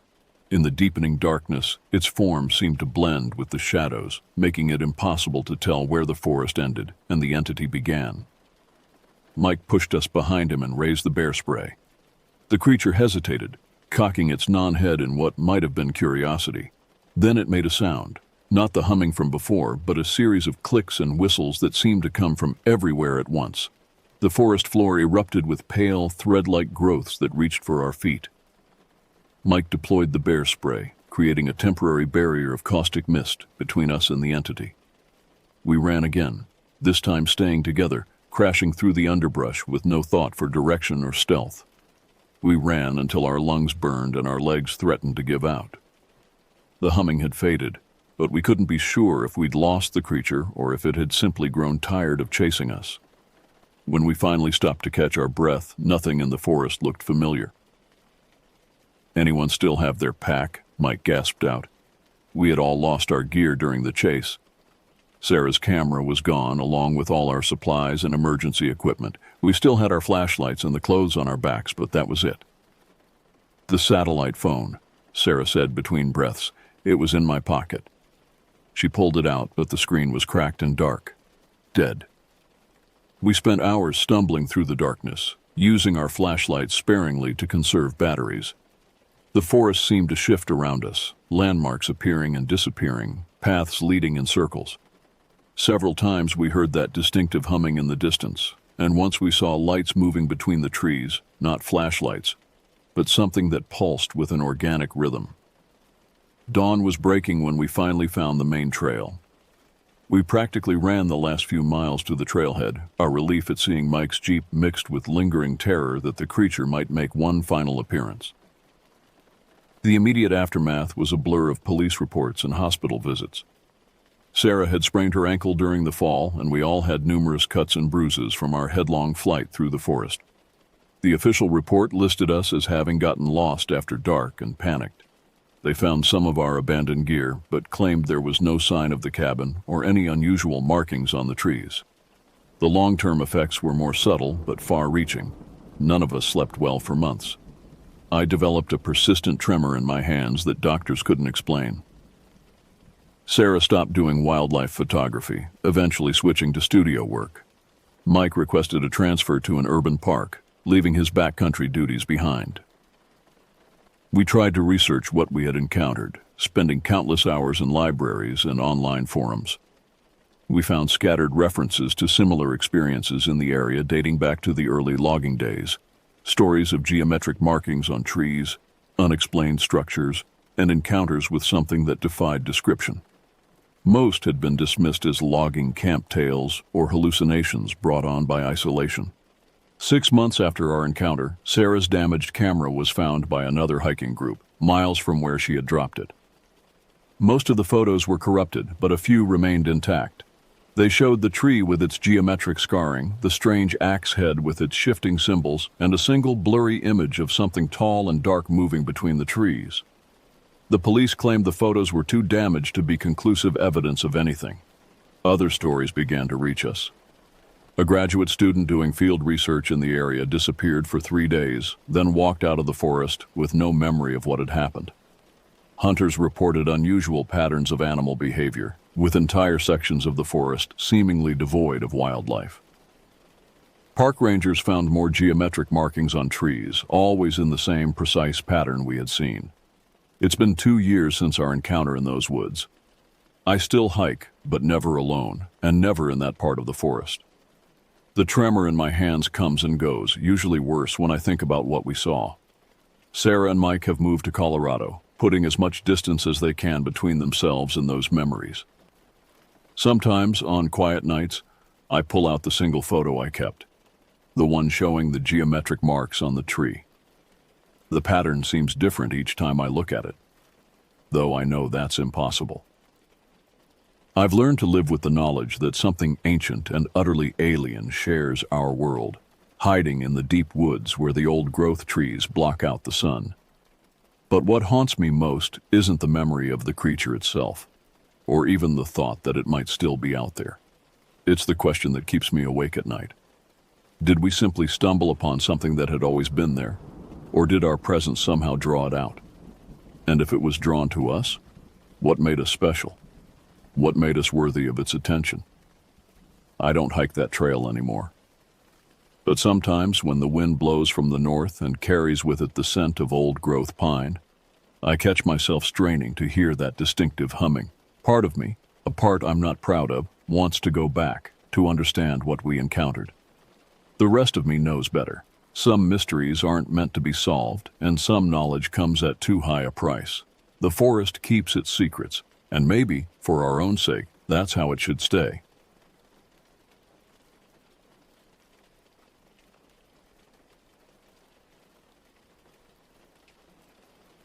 The first snowflakes of winter were falling on Michigan Avenue when Liz and I made the decision to leave Chicago. We were sitting in our favorite coffee shop, watching people hurry past with their collars turned up against the wind, when she turned to me and said, "David, I can't do this anymore."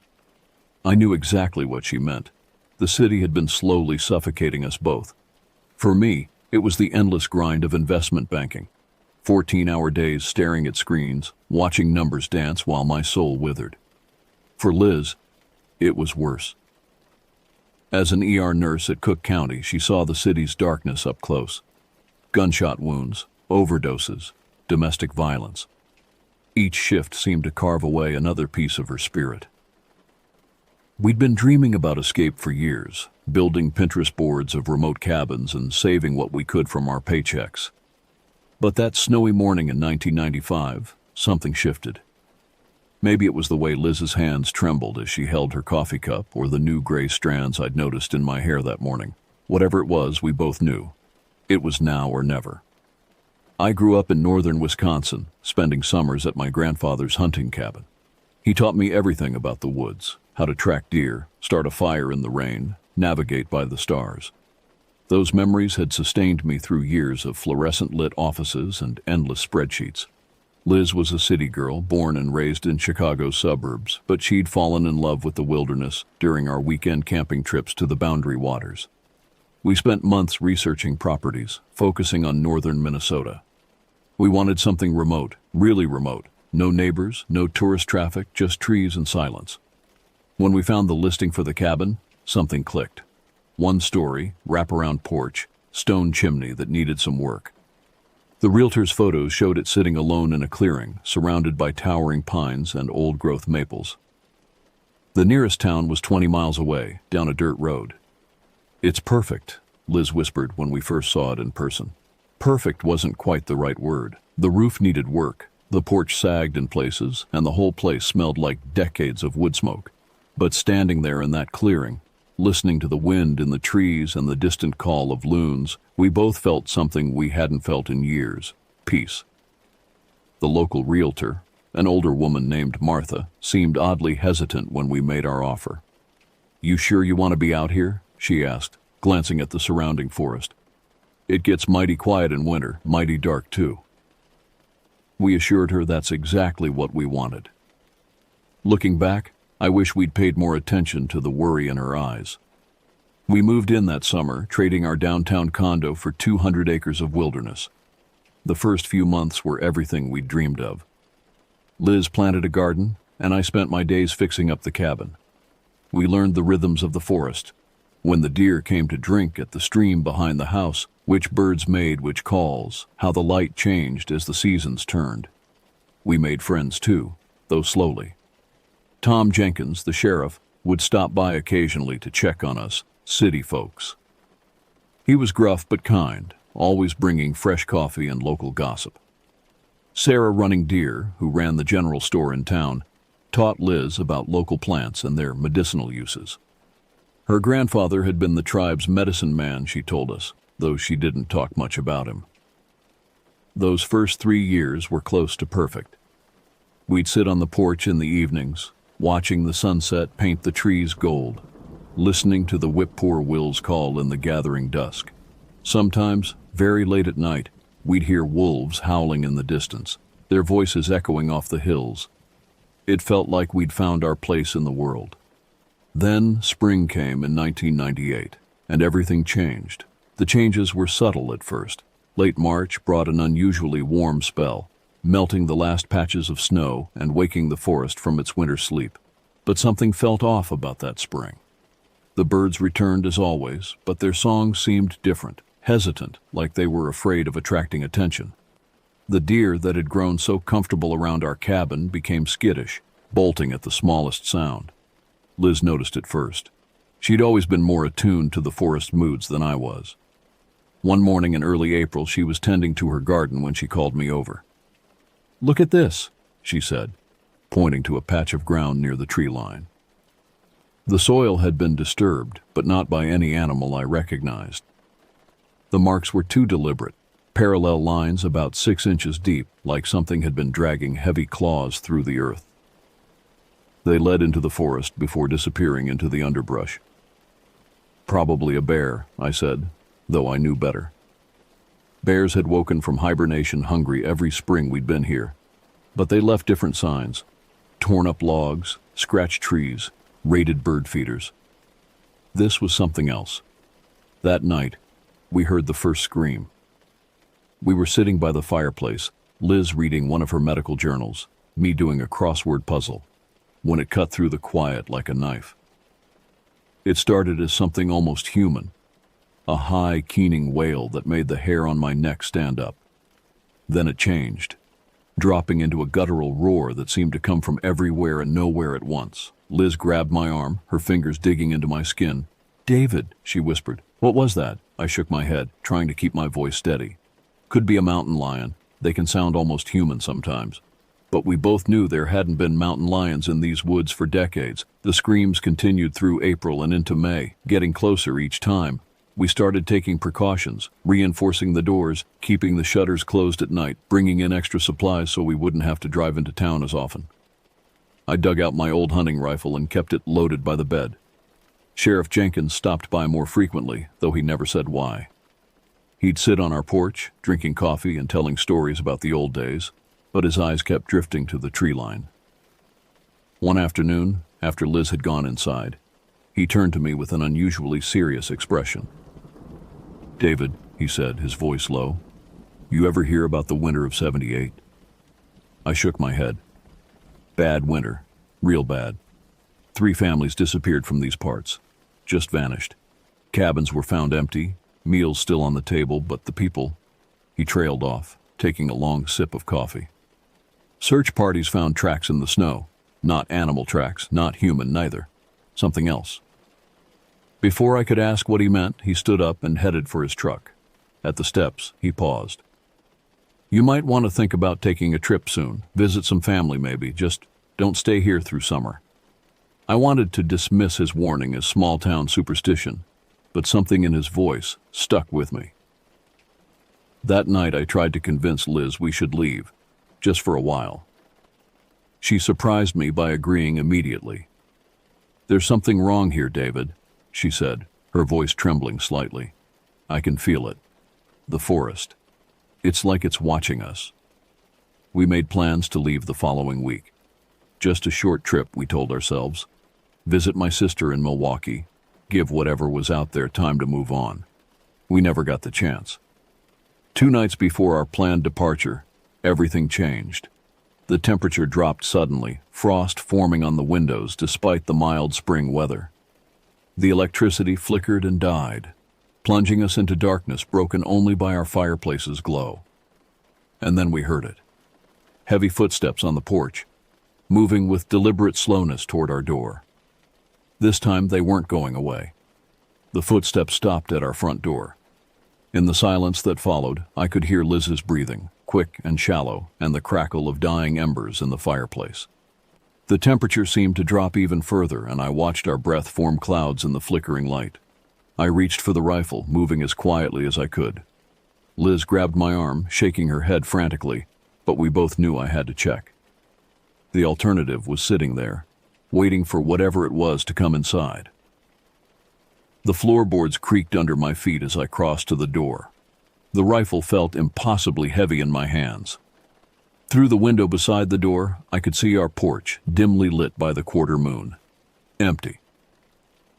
But something was wrong with the shadows. They seemed to move independently of the swaying branches, flowing like oil across the wooden boards. Then I saw it. It stood at the far end of the porch, partially hidden by the darkness. My mind struggled to process what I was seeing. The thing was tall, impossibly tall, its head nearly brushing the porch ceiling. Its limbs were wrong, too long, too thin, jointed in places where joints shouldn't be. But it was the way it moved that turned my blood to ice. Each motion was fluid yet jerky, like someone had filmed a spider walking and played it back at the wrong speed. "David?" Liz's whisper seemed to hang in the frozen air. "What is it?" I couldn't answer. The creature's head snapped toward the sound of her voice, moving faster than anything that size should be able to move. That's when I saw its face, or what passed for a face. Where features should have been, there was just smooth, pale skin stretched tight over an elongated skull. But the eyes, God, the eyes, they glowed a sickly yellow-white, like corpse lights in a swamp. It took a step toward the window. I raised the rifle, my hands shaking so badly I could barely aim. The creature stopped, cocking its head at an impossible angle. Then its face changed. A seam appeared where a mouth should be, widening into a grin that split its head almost in half. Rows of needle-sharp teeth gleamed in the moonlight. It spoke. The sound wasn't anything human vocal cords could produce. A wet, clicking whisper that seemed to come from everywhere at once. "Hungry," it said, the words stretching and distorting. "So hungry." I fired. The gunshot was deafening in the confined space. The creature jerked as the bullet hit it, but there was no blood, no sign of injury. Instead, its flesh seemed to ripple and flow around the wound, sealing it instantly. Its grin widened impossibly further. "Run," I whispered to Liz. "Get to the car." The thing moved then, faster than I could track. One moment it was by the window, the next it was crashing through our front door in a shower of splinters and broken glass. I fired again and again, each shot finding its mark but doing nothing to slow it down. Liz screamed. I turned to see her backing away from another set of glowing eyes in the kitchen doorway.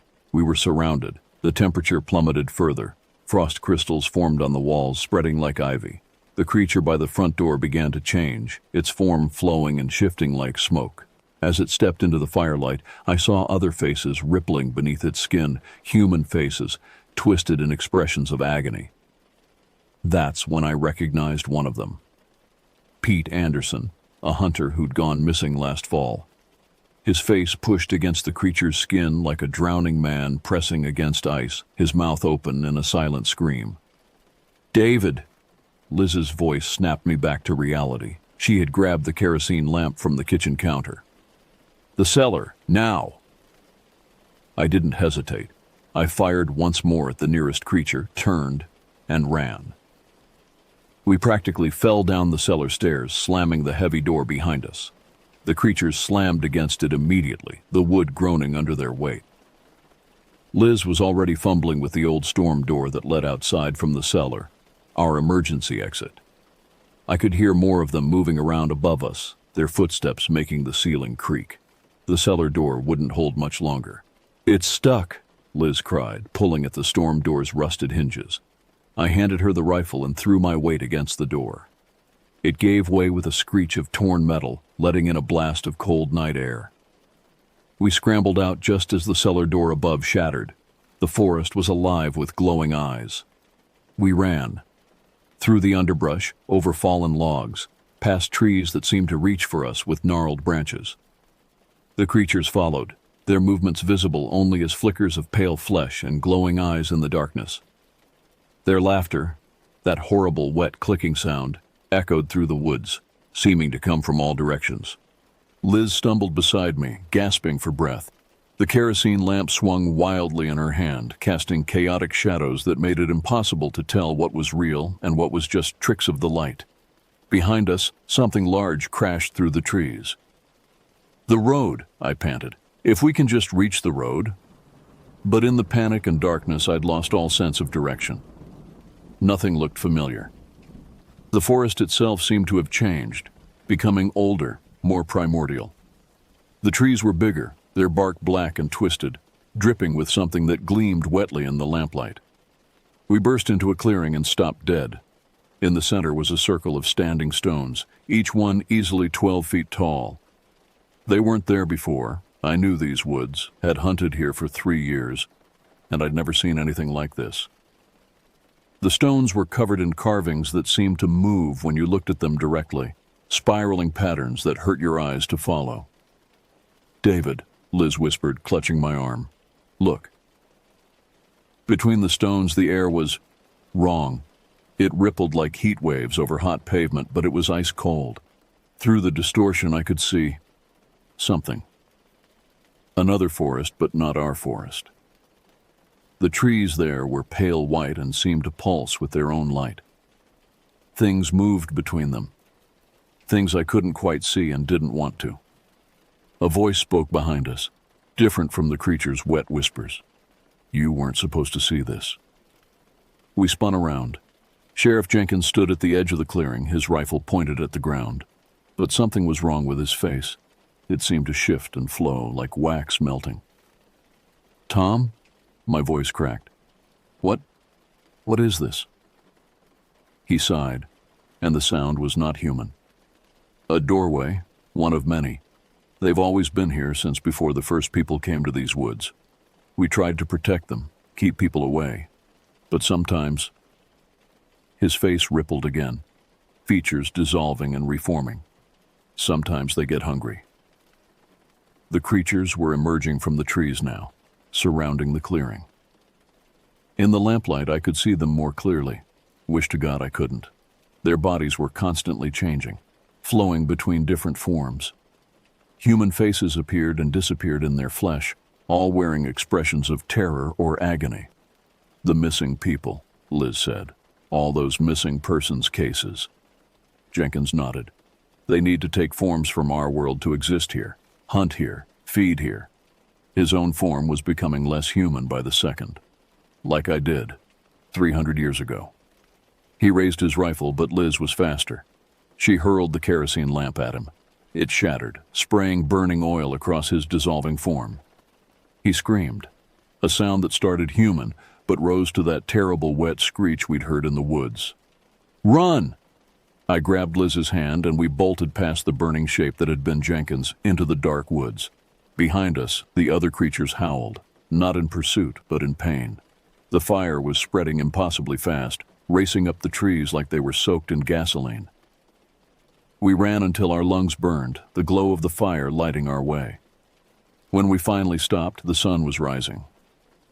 We were on the old logging road, about 3 miles from town. Behind us, a column of smoke rose into the dawn sky. The official story was that a campfire got out of control. The cabin burned, along with several acres of forest. They never found Jenkins' body, or any bodies. The standing stones weren't mentioned in any report. We didn't stay to answer questions, drove straight to Milwaukee, then kept going west. Didn't stop until we hit Seattle. The ocean felt safer somehow. Fewer dark woods, fewer shadows. But sometimes, on cold nights when the fog rolls in thick off the Pacific, I swear I can hear that wet, clicking laughter. And in my dreams, I still see those standing stones and the other forest that waited behind them. The forest where the real horrors live. Liz sees them too. We'll wake up at the same time, both covered in cold sweat, having shared the same nightmare. Sometimes we talk about what happened, trying to make sense of it. Most times we don't. Last week we got a letter. No return address, but the postmark was from that small Minnesota town. Inside was a single newspaper clipping about hikers going missing in those same woods. And below the article, in handwriting that seemed to crawl across the page, "They're still hungry." We burned the letter. But we both know it doesn't matter. Because the truth is, there are things in this world that are older than humanity, things that wear our faces and walk in our shadows. They were here before us, and they'll be here after we're gone. And sometimes, in the dark places of the world, they get hungry. I still have the rifle. Keep it loaded, keep it close. Not that it would do any good. We learned that the hard way. But sometimes, when the night is too quiet and the shadows too deep, it helps to have something solid to hold on to. Liz wants to move again, somewhere with fewer trees. I'm starting to think she's right. Because the worst part isn't the nightmares, or the memories, or even the knowledge that such things exist. The worst part is wondering if one day we'll look in the mirror and see our own faces beginning to shift and flow, like wax melting in the sun. Because once they mark you, once they know your face, they never really let you go.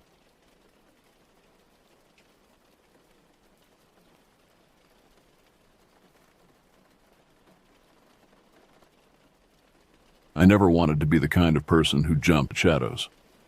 Growing up in rural Montana, I spent more time in the woods than anywhere else.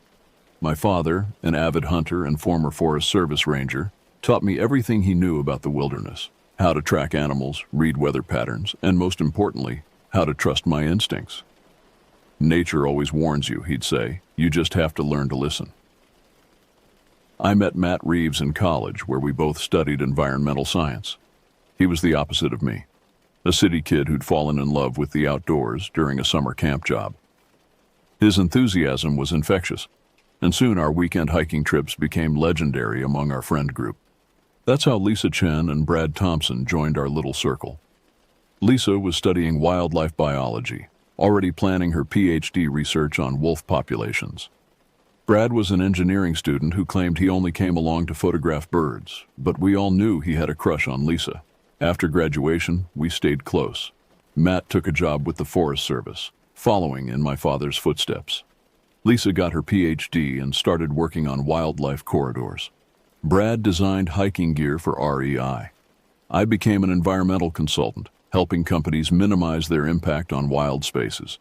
We still tried to get together for at least one big camping trip each year.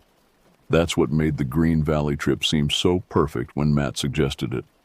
September 1998. I'll never forget the date. We were all dealing with different pressures. Matt was struggling with a difficult breakup. Lisa was fighting for funding for her research. Brad had just lost his mother to cancer. And I was trying to ignore the growing sense that something was wrong with the world I thought I understood so well. Matt found the cabin through a co-worker, Carl something. I never met him, but later I wished I had. The listing showed a rustic but charming place, tucked away in a remote valley that was supposed to be a hidden gem for wildlife watching. No cell service, no Wi-Fi, no distractions, just wilderness and quiet. We planned meticulously, or at least we thought we did. I reviewed topographical maps marking potential hiking routes and points of interest. Lisa researched local wildlife patterns, excited about the possibility of observing nocturnal species. Brad packed his camera gear and some new prototype hiking equipment he wanted to test. The supply list was standard for us: 3 days of food, water purification systems, first aid kits, emergency beacons. Matt insisted on bringing extra batteries for everything. He'd had too many close calls with dead flashlights. I remember teasing him about being paranoid. If I'd only known. The weather forecast looked perfect. Clear skies, mild temperatures, low wind. Indian summer, they called it. The kind of weather that makes you believe nothing could possibly go wrong. The drive took longer than expected.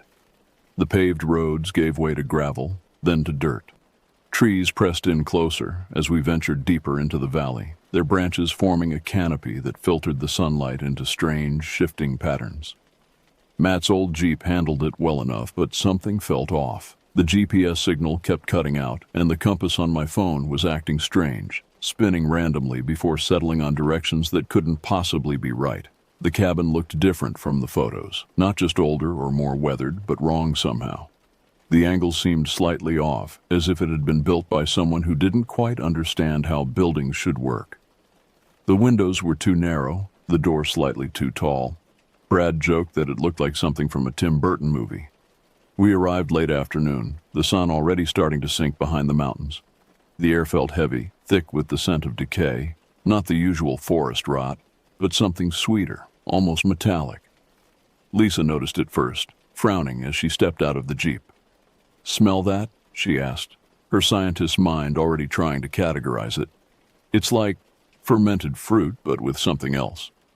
Copper, maybe?" None of us had an answer, but we were tired and hungry, ready to settle in.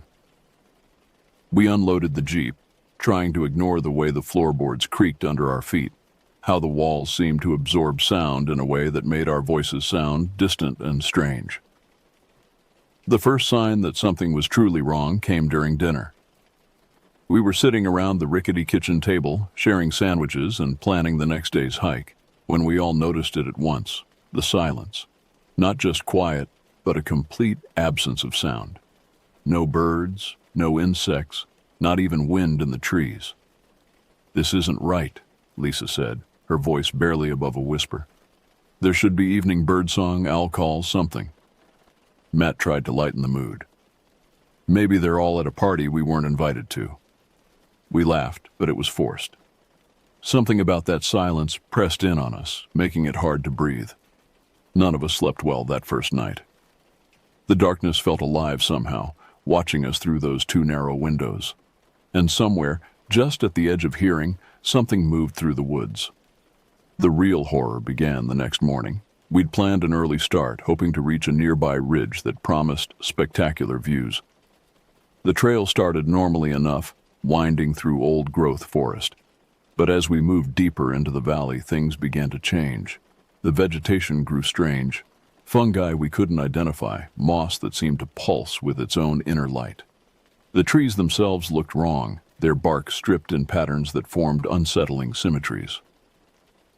Lisa, with all her biological expertise, couldn't explain what we were seeing. Then we found the first kill site. It looked like something had taken down an elk. But the way the carcass was arranged, no natural predator would do that. The bones were laid out in a deliberate pattern, forming what looked like symbols, and they were fresh. The blood hadn't fully dried. "Mountain lion wouldn't do this," Brad muttered, his camera forgotten at his side. "Bears don't—" "Nothing we know does this," Matt finished, his Forest Service training useless in the face of what we were seeing. The worst part was the smell, that same sweet metallic odor from the cabin, but stronger here. It made my head swim, and I noticed Lisa swaying slightly as she took samples. Even as she worked, her hands shaking, she tried to maintain scientific detachment. "The pattern suggests intelligence," she said, her voice steady despite her pale face. "But the bite marks, they're not consistent with any known predator. The tooth spacing is all wrong." That's when we heard it, a sound that didn't belong in these woods or anywhere else in the natural world. It started as a low hum, almost subsonic, more felt than heard. Then it shifted into something like whale song, if whales could somehow sing in the mountains. Finally, it transformed into what I can only describe as laughter, but stretched and distorted, like a recording played at the wrong speed. We should have turned back. Every instinct honed through years in the wilderness screamed at us to get out. But we were experienced outdoors people, trained to face wildlife encounters and survive rough conditions. Our rational minds couldn't process what our primitive brains already knew. We weren't dealing with anything natural. The forest had changed around us. The familiar woodland landscape twisted into something alien. Trees grew closer together, their branches interlacing overhead until barely any sunlight filtered through. The ground beneath our feet felt spongier, almost hollow in places. The air grew thick with that sickly sweet metallic smell. "The GPS is dead," Brad announced, tapping his device. "Complete signal loss." Matt checked his compass and frowned. The needle spun wildly before settling on a direction that should have been north but couldn't be. The sun's position made that impossible. We found more signs as we pushed forward. Claw marks on trees that didn't match any known predator. Patches of fur that seemed to shimmer with an oily iridescence when the light hit it right. And the tracks. God, the tracks. They started as what looked like bear prints, but as we followed them, they changed, lengthened. The claw marks grew longer, more articulated, almost like fingers. Lisa took photos and measurements, her scientific mind still trying to categorize what we were seeing. "The stride length keeps increasing," she muttered. "And look at the depth of the impressions. Whatever made these would have to weigh at least 800 pounds. But there's no drag marks, no sign of it redistributing that weight." The temperature dropped rapidly as we ventured deeper, far faster than normal for the season. Our breath came out in thick white clouds, and frost started forming on the surrounding vegetation, despite it being well above freezing just minutes before. The creature emerged from the gathering darkness like a tear in reality. One moment, there was just shadow between the trees. The next, something else. My brain struggled to process what I was seeing, trying to fit it into categories I understood: bear, elk, wolf, but it refused to conform to any of them. It stood upright, that much I'm certain of. Taller than a grizzly on its hind legs, but moving with an unsettling grace that no bear possesses. Its fur, if you could call it that, seemed to absorb light rather than reflect it, creating a void in the shape of an animal. But it was the eyes that haunt me most in my nightmares. They glowed with a pale, milky blue luminescence, like the heart of a glacier, and held an intelligence that was terrifyingly aware. "Don't move," Matt whispered, his Forest Service training kicking in despite the impossibility before us. The creature's head turned toward his voice, and its mouth, God, its mouth, opened in what might have been a smile, revealing row upon row of crystalline teeth that seemed to catch and refract the fading light. Then it spoke. Not in words. Not exactly. The sound was like the thing we'd heard earlier, that whale song quality. But now it formed patterns that our minds somehow translated into meaning. It spoke of hunger, of patience, of watching us since we'd entered its valley. It spoke of others who had come before, of how they had joined with it, become part of its endless hunger. Brad raised his camera, either from professional instinct or sheer shock. The flash went off. The creature moved. One moment it was 30 feet away, the next it was on Brad. There was no transition, no blur of movement. It simply was there. Brad's scream cut off as quickly as it began. Lisa ran. Matt drew his hunting knife, a futile gesture that somehow seemed brave and ridiculous at the same time. I stood frozen, watching as the thing that had been Brad began to change, his flesh rippling and darkening as the creature's substance merged with his own. "Run!" Matt shouted, shoving me hard. The push broke my paralysis, and I bolted. I heard Matt behind me, heard Lisa somewhere ahead. The creature's laughter followed us through the darkening forest, sometimes to our left, sometimes right, sometimes seeming to come from everywhere at once. We ran until our lungs burned, until we could taste blood in our mouths from the effort. The forest blurred around us, branches whipping at our faces, roots trying to trip us. Lisa stumbled, and I grabbed her arm, pulling her along. Matt had fallen behind. I could hear him crashing through the undergrowth, his breathing ragged. Then his footsteps stopped. His scream echoed through the trees, cut off just like Brad's had been. I don't remember much of what happened next. Fragments come back in nightmares. Lisa's hand slipping from mine as she fell. The sound she made, not quite a scream, more like a gasp of surprise. The creature's laughter, closer now. The way the trees seemed to move on their own, branches reaching for us like grasping fingers. I ran until I couldn't run anymore, until I broke through the trees onto the dirt road. By some miracle, a truck was passing. A local logger heading home for the night. He took one look at my face and knew something was wrong. He didn't ask questions, just threw open the passenger door and floored it out of there. The official search began the next morning. They found the cabin empty, our supplies still there, the Jeep untouched. No signs of struggle, no blood, no bodies. The search dogs refused to enter certain areas of the forest, whining and backing away, no matter how their handlers urged them forward. I told them everything, watching their faces shift from concern to skepticism to worry, not about my friends, but about my mental state.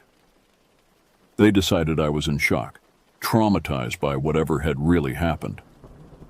The official report cited a possible bear attack, despite the lack of evidence. The physical wounds healed, the cuts from branches, the twisted ankle, the bruises. But the other wounds went deeper. I couldn't sleep for weeks. Every time I closed my eyes, I saw those glacial blue eyes staring back at me, saw Brad's body twisting and changing, heard Matt's final scream. The nightmares were constant. Sometimes I was back in those woods, running endlessly while the creature's laughter echoed around me. Sometimes I was watching helplessly as Lisa fell. Only in the dreams I could see what happened next, see her body being absorbed into the darkness. The worst dreams were the ones where my friends came back, looking almost normal except for their eyes, begging me to join them, to become part of what they had become. I tried therapy. The first therapist suggested PTSD from a bear attack I was blocking out. The second prescribed anti-anxiety medication. The third listened more openly, but I could see the doubt in her eyes. How do you process trauma when no one believes what traumatized you? My relationship with the outdoors changed fundamentally. The forest I'd loved since childhood became something alien and threatening. Every shadow might hide something waiting to pounce. Every unusual sound sent my heart racing. I sold my hiking gear, canceled my camping club membership, took a job in the city analyzing environmental impact reports from behind a desk. The families were the hardest to face. Matt's parents kept calling, hoping for some detail that would help them understand what happened to their son. Lisa's sister cornered me at the memorial service, begging for the real story. Brad's father just watched me with knowing eyes. He'd been a ranger in his younger days, and something in his expression made me wonder if he'd seen things too, things he couldn't explain. 3 months after our encounter, 2 hikers went missing in the same area. The search found nothing but some torn clothing and strange tracks that disappeared into thin air. I volunteered to help, despite my terror. I had to know if it was the same thing. The search was called off after a week. Official cause, possible animal attack, bodies not recovered. But I saw the look on the rangers' faces when they came out of those woods. They'd seen something too, something they couldn't put in their reports. I started researching, trying to make sense of what had happened. I found old newspaper articles about disappearances in that valley going back to the 1800s. Native American legends about a place where the spirits hunted, where the boundaries between worlds grew thin. Stories from loggers about strange sounds in the night, about trees that moved when no wind blew, about shadows that walked like men but weren't. Other stories started finding me. A Forest Service pilot who swore she saw something impossibly large moving through the canopy near Green Valley. Hunters who returned from the deep woods with stories they'd only tell after a few drinks, about sounds that shouldn't exist and tracks that seemed to defy physics. Then came the letter from Lisa's sister. She'd been going through Lisa's research notes and found something strange. In the weeks before our trip, Lisa had been tracking unusual wildlife behavior patterns, entire herds of elk changing their migration routes overnight, wolf packs abandoning their territories for no apparent reason, bears that refused to enter certain areas even when food was abundant. The animals knew, she wrote. They were trying to warn us. A year after the incident, I received an anonymous package. Inside was a photo, grainy and dark. taken by what looked like a trail camera. Most of it was shadows, but in one corner, barely visible, was a familiar shape. Tall, dark, with eyes that seemed to glow even in the poor quality image. The photo was marked with GPS coordinates. I burned it. 5 years have passed since that day in the woods. I still live in the city, but I've started hiking again, though never alone and never in remote areas. The therapist I see now doesn't try to explain away what happened. Instead, she helps me live with the knowledge that the world is stranger and more terrifying than most people realize. The official investigation into my friend's disappearances was eventually closed. Unsolved, like so many wilderness disappearances. The cabin was torn down a year later, officially due to code violations. The trails in that area were quietly closed, marked as environmentally sensitive habitat. I think about what that thing said, about hunger and patience, about others joining it. Sometimes, late at night, I wonder if my friends are still out there in some form, moving through those dark woods as part of whatever that creature was. I wonder if they're conscious, aware of what they've become. I pray they're not. When people ask me about hiking now, I give them the usual advice about bear spray and staying on marked trails. But sometimes, when I see them heading toward the deeper woods, I want to tell them more. Want to warn them about the silence that isn't really silence, about the shadows that move when they shouldn't, about the things that watch from just beyond the firelight. Instead, I remind them to trust their instincts. That gut feeling that tells you something isn't right. It's older than civilization, older than humanity itself. It's the voice of ancient memory warning us that we're not alone out here, that we've never been alone. Last week, I got a call from Matt's mother. She'd been going through his old things and found his journal. The last entry, dated the day before our trip, described strange dreams he'd been having about the valley, about something old and hungry waiting in the woods, about a darkness that wanted to be fed. I didn't tell her that I've been having those same dreams lately, that sometimes, when the wind blows a certain way, I catch that sweet, metallic smell, that I've started seeing shapes at the edge of my vision, glimpses of something tall and dark with glacial blue eyes. Because deep down, I know the truth. It let me escape that day. Not out of mercy, but because it wanted me to spread its story, to plant the seed of its existence in other minds, to make others wonder what really lurks in the dark places of the world, and it's working.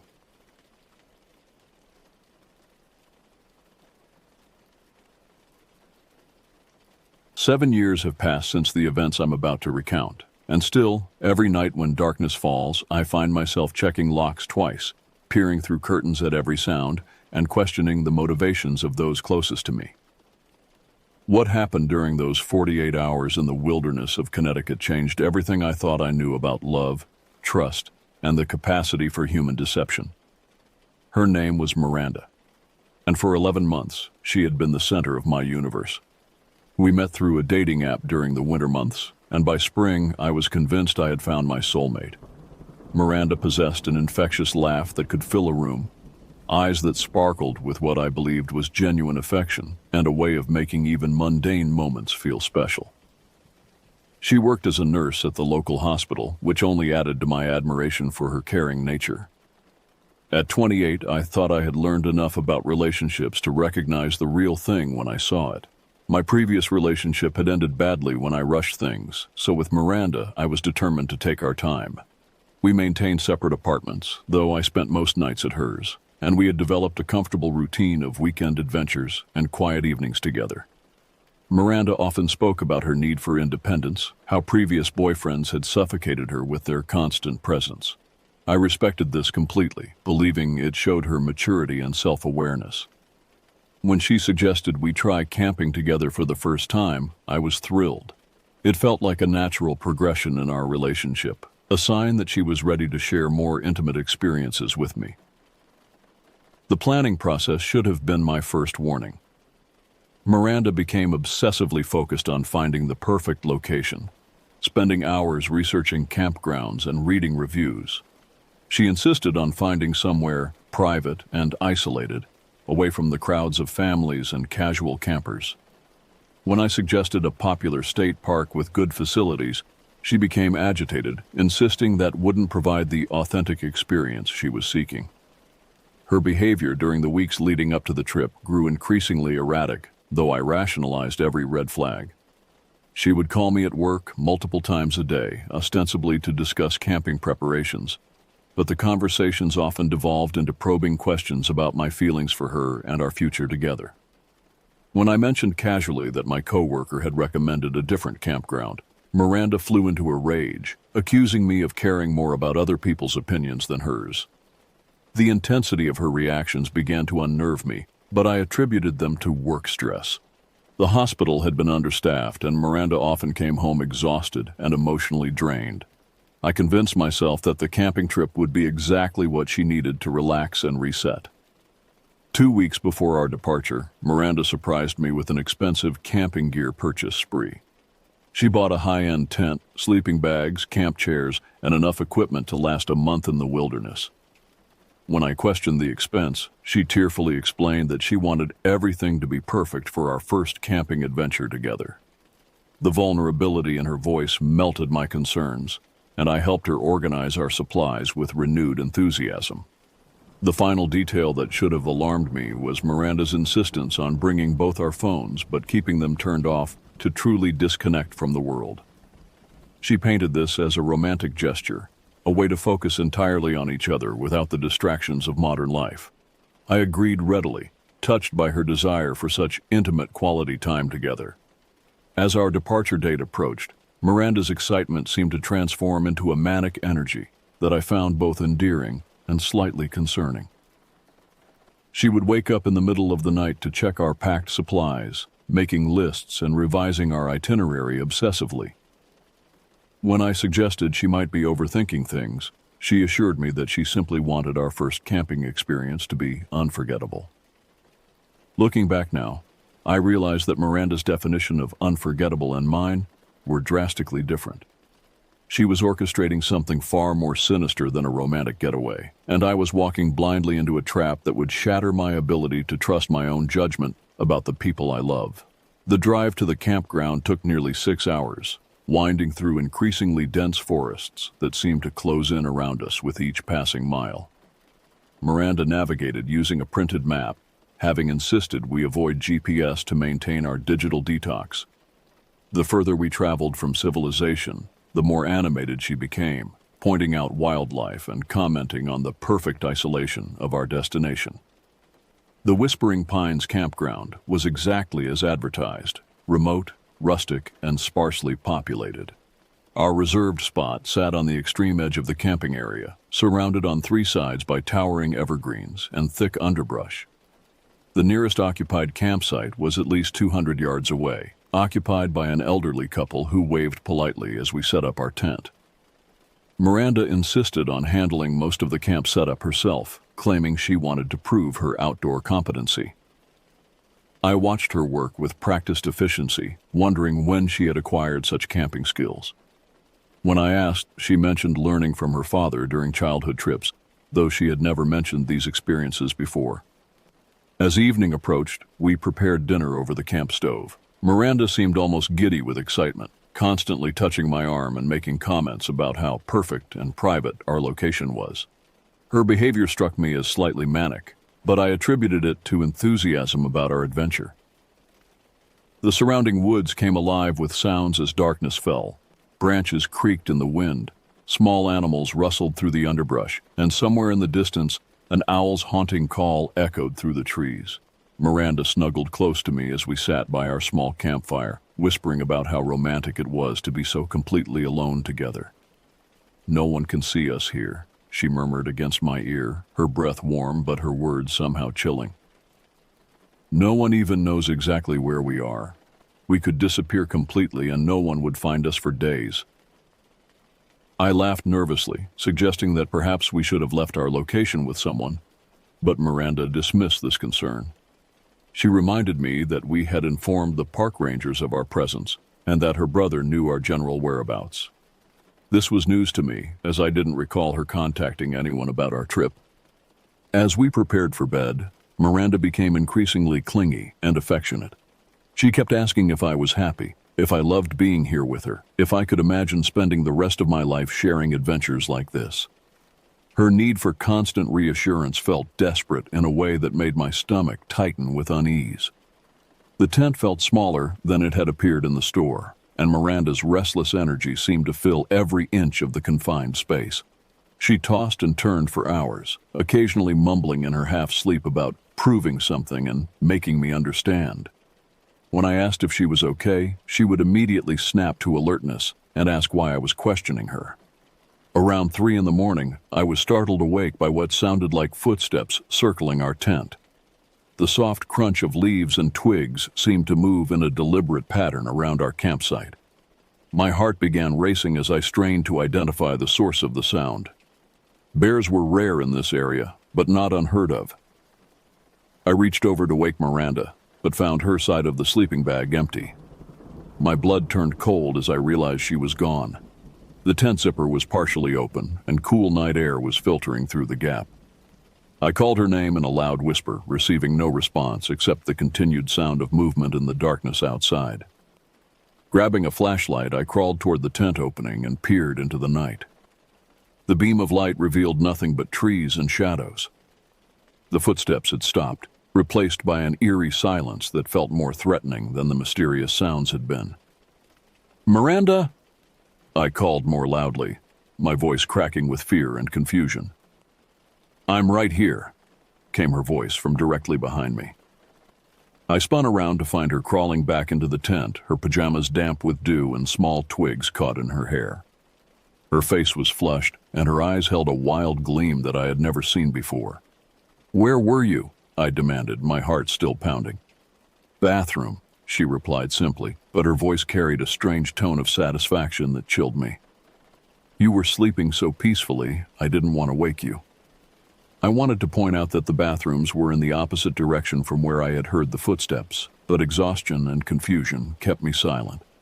Miranda snuggled against me with an intensity that felt almost possessive, whispering about how much she loved me and how perfect our little adventure was turning out to be. The remainder of the night passed without incident, but I found rest impossible. Every sound from the forest seemed amplified and threatening, and Miranda's irregular breathing suggested she wasn't sleeping either. As dawn began to filter through the tent walls, I finally drifted into an uneasy sleep, unaware that the true horror was just beginning. I was torn from sleep by a sound that will haunt me for the rest of my life. Miranda's voice raised in a scream of pure terror that seemed to tear through the morning air like a physical force. The sound was so raw, so genuinely horrifying, that I was on my feet and scrambling for clothes before my mind fully processed what I was hearing. My hands shook as I pulled on yesterday's shirt and stumbled toward the tent opening. Miranda's screaming continued, mixed now with sobbing and what sounded like hyperventilating. The panic in her voice was so convincing that my own terror spiked, adrenaline flooding my system as I prepared to face whatever had attacked our campsite. What I saw when I emerged from the tent defied immediate comprehension. Our entire campsite looked like a war zone. The picnic table had been overturned, our carefully organized supplies scattered across a 50-foot radius. Food containers were split open and their contents spread in seemingly random patterns across the ground, creating a grotesque landscape of waste and destruction. Our car sat with its rear window completely shattered, safety glass glittering across the back seat like deadly confetti. The cooler that had been secured in the trunk lay split open nearby, its contents mixed with the broken glass in a nauseating display. But what made my stomach lurch was the methodical nature of the destruction. This wasn't random vandalism or animal interference. Every item had been precisely placed for maximum visual impact. Miranda's undergarments hung from tree branches like flags, positioned at eye level where they couldn't be missed. Our phones lay smashed against a boulder, the screens so thoroughly destroyed that they resembled modern art more than electronic devices. The most disturbing detail was the pattern of the destruction itself. Nothing had been stolen, merely destroyed or displayed. Food had been opened and scattered, but not consumed. Electronics had been carefully dismantled rather than simply broken. It was as if someone had wanted to create the maximum psychological impact with their vandalism. Miranda stood in the center of this chaos, her body shaking with what appeared to be genuine terror. Tears streamed down her face as she pointed at various elements of the destruction, her voice barely coherent as she attempted to describe what she claimed to have witnessed. "They came from the woods," she gasped between sobs. 3 or 4 men, I couldn't tell exactly. They were laughing and making horrible comments about us, about you being asleep and useless. They said terrible things about what they wanted to do to me. I moved to comfort her, but something about her story immediately struck me as wrong. The tent was positioned so that anyone approaching from the woods would have had to pass directly by my side. I was a light sleeper under normal circumstances, and the previous night's sounds had already put me on high alert. "Did they threaten you directly?" I asked, trying to keep my voice calm while scanning the tree line for any sign of the perpetrators. "They said I was alone out here with a coward who couldn't protect me," Miranda continued, her voice taking on a strange quality that I couldn't quite identify. "They knew your name. They knew we were from out of state. They had been watching us." This detail sent a fresh wave of fear through me, but also raised questions I couldn't ignore. We had been careful not to use names loudly around the campsite, and our car plates were local. How would random vandals have acquired such specific information about us? As I began collecting the scattered remains of our belongings, I noticed other inconsistencies that made my unease grow. The pattern of destruction suggested intimate knowledge of our campsite layout and the location of our belongings. Our most valuable items had been targeted specifically, while camping gear that would be attractive to thieves remained untouched. Miranda followed me as I surveyed the damage, providing a constant commentary on the assault she claimed to have witnessed. Her descriptions became increasingly detailed and elaborate, including specific dialogue and physical descriptions of the attackers. But her account kept changing in subtle ways that made me question her reliability. "We need to call the police," I said, reaching instinctively for my phone before remembering its destroyed state. "No!" Miranda's response was immediate and forceful. "They said they would come back if we involved the authorities. They said they knew where we lived, that this was just a warning." The fear in her voice seemed genuine, but something about her vehement opposition to involving law enforcement troubled me. If we had genuinely been victimized by a group of dangerous men, reporting the incident seemed like the logical first step toward ensuring our safety. "Miranda, we can't just let this go," I argued. "They destroyed thousands of dollars worth of property. If they're threatening other campers, the park needs to know." But Miranda became increasingly agitated at any mention of official intervention. She begged me to simply pack up and leave, insisting that we could handle the insurance claims later and that our safety was more important than seeking justice. Her desperation to avoid involving authorities struck me as the behavior of someone with something to hide.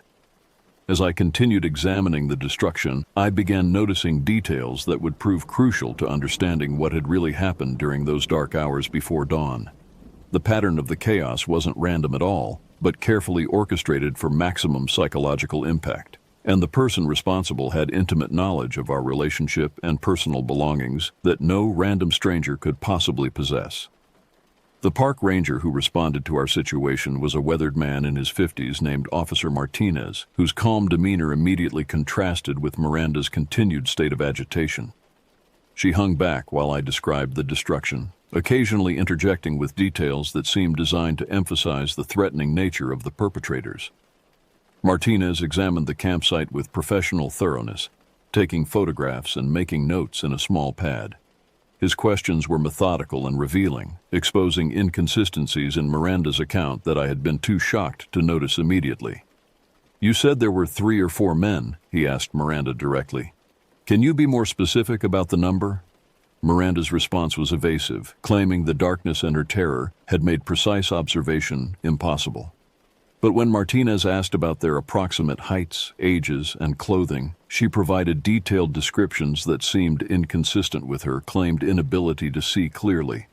"These men approached from the woods," Martinez continued, pointing toward the dense tree line. "That would put them walking directly past your tent to reach the car. Your boyfriend didn't wake up during this?" I watched Miranda's face carefully as she answered, seeing micro expressions of frustration and calculation that chilled me. She claimed the attackers had been deliberately quiet until they reached the car, at which point my deep sleep had prevented me from waking. Martinez turned to me. "You didn't hear the car window breaking? That would make a significant noise, especially in the quiet of early morning." I had to admit that I heard nothing until Miranda's screams woke me. The ranger's expression remained neutral, but I sensed his growing skepticism about our account. When he asked to examine the broken glass more closely, his findings deepened my own suspicions. "Glass pattern suggests the window was broken from the inside," he observed, pointing to the way the safety glass had scattered. "Also, there are no tool marks or impact patterns consistent with external force." Miranda immediately launched into an elaborate explanation about how the attackers had reached through the side windows to break the rear glass. But her story became increasingly convoluted and defensive. Martinez listened politely but made additional notes that seemed to document her changing narrative. The examination of our destroyed phones proved even more revealing.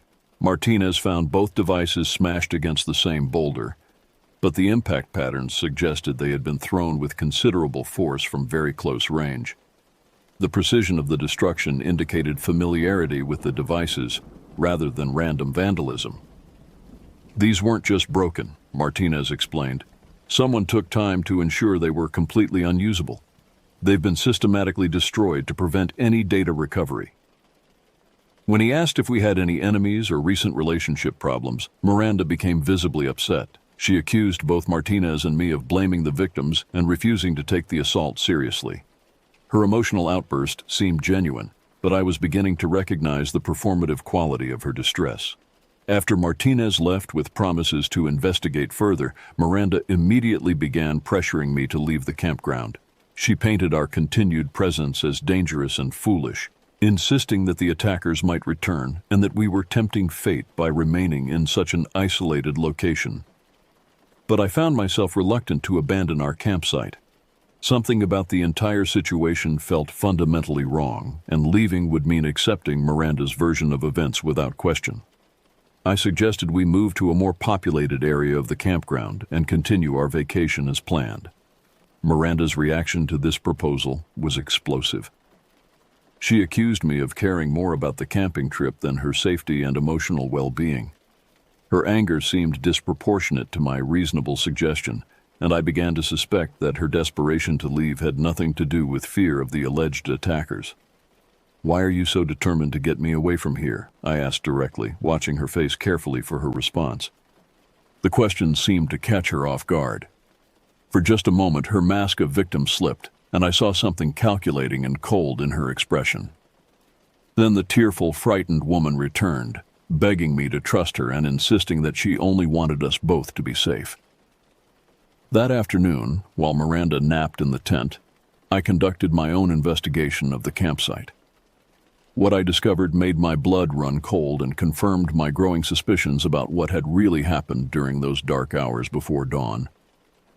Hidden beneath a pile of scattered camping gear, I found a small crowbar that didn't belong to us.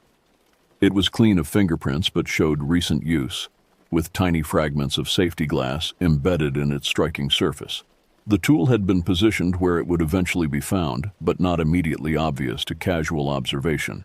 More damning was my discovery of footprints in the soft earth around our campsite. The prints formed a clear pattern circling our tent multiple times, but they were made by a single person wearing what appeared to be women's hiking boots. The size and tread pattern matched Miranda's footwear exactly. As the pieces of the puzzle fell into place, I realized that Miranda hadn't been the victim of the attack. She had been its architect, carefully orchestrating every element of the destruction to create maximum psychological impact and emotional manipulation. The question that terrified me most was why she had gone to such extreme lengths to deceive me. Evening approached with an oppressive weight that seemed to press down on our campsite like a physical force. Miranda had spent the afternoon alternating between periods of manic energy and sullen withdrawal, her mood swings becoming increasingly erratic and unpredictable.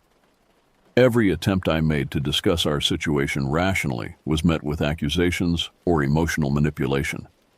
I had decided to confront her about my discoveries, but I wanted to wait until we were in a controlled environment where she couldn't flee or escalate the situation dangerously.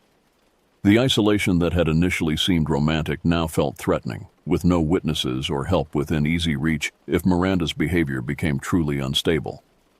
As we prepared dinner, Miranda's commentary took on an increasingly paranoid tone. She kept scanning the tree line and jumping at natural forest sounds, claiming to see movement in the shadows that I couldn't detect.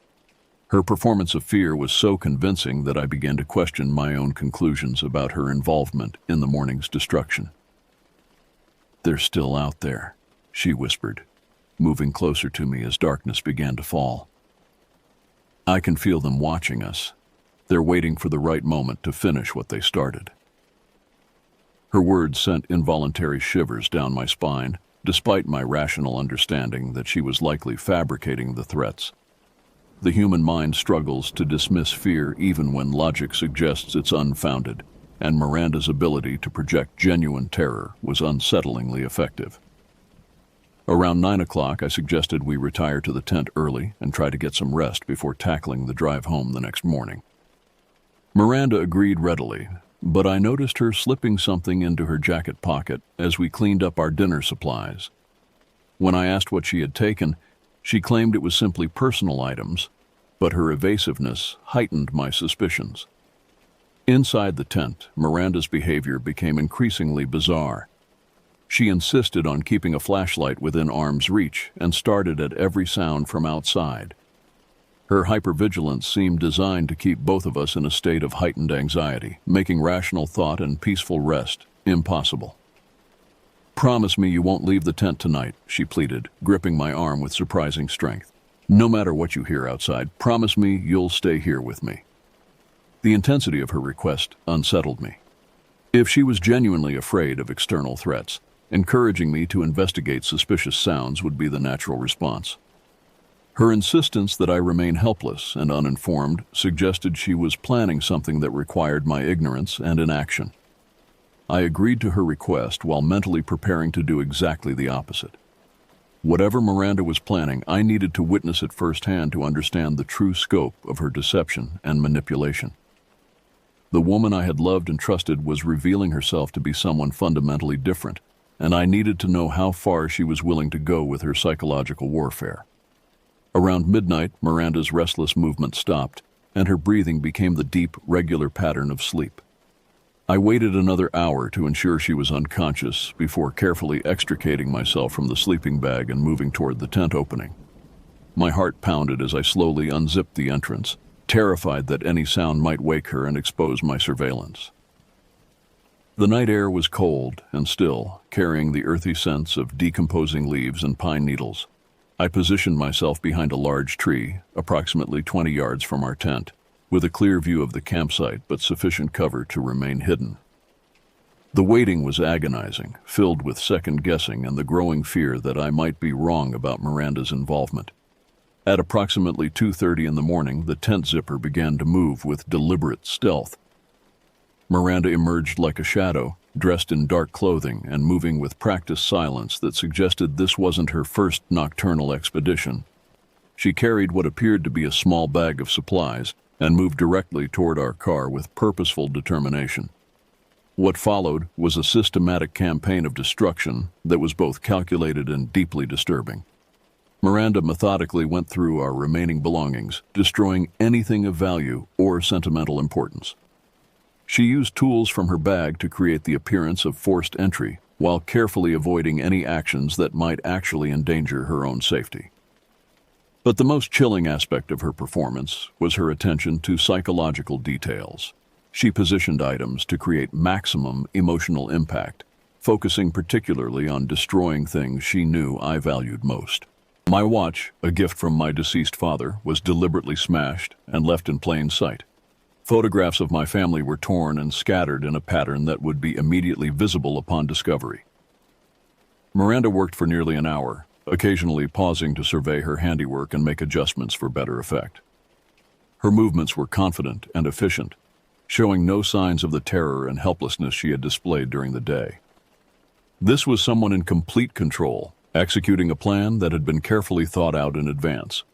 The most disturbing moment came when she noticed movement in the darkness nearby. Rather than showing fear, Miranda smiled with unmistakable satisfaction and whispered something that chilled me to the bone. Perfect timing. She immediately began screaming, her voice carrying the same raw terror that had awakened me that morning. But watching her transition from calm calculation to apparent hysteria revealed the theatrical nature of her performance. Every element of her distress was carefully modulated for maximum impact. I remained hidden as Miranda ran back toward the tent, arriving just before I was supposed to emerge in response to her screams. The realization that I was watching an elaborate performance designed to manipulate my emotions and perception made me physically ill. The woman I loved was not only lying to me but orchestrating psychological torture for reasons I couldn't begin to understand.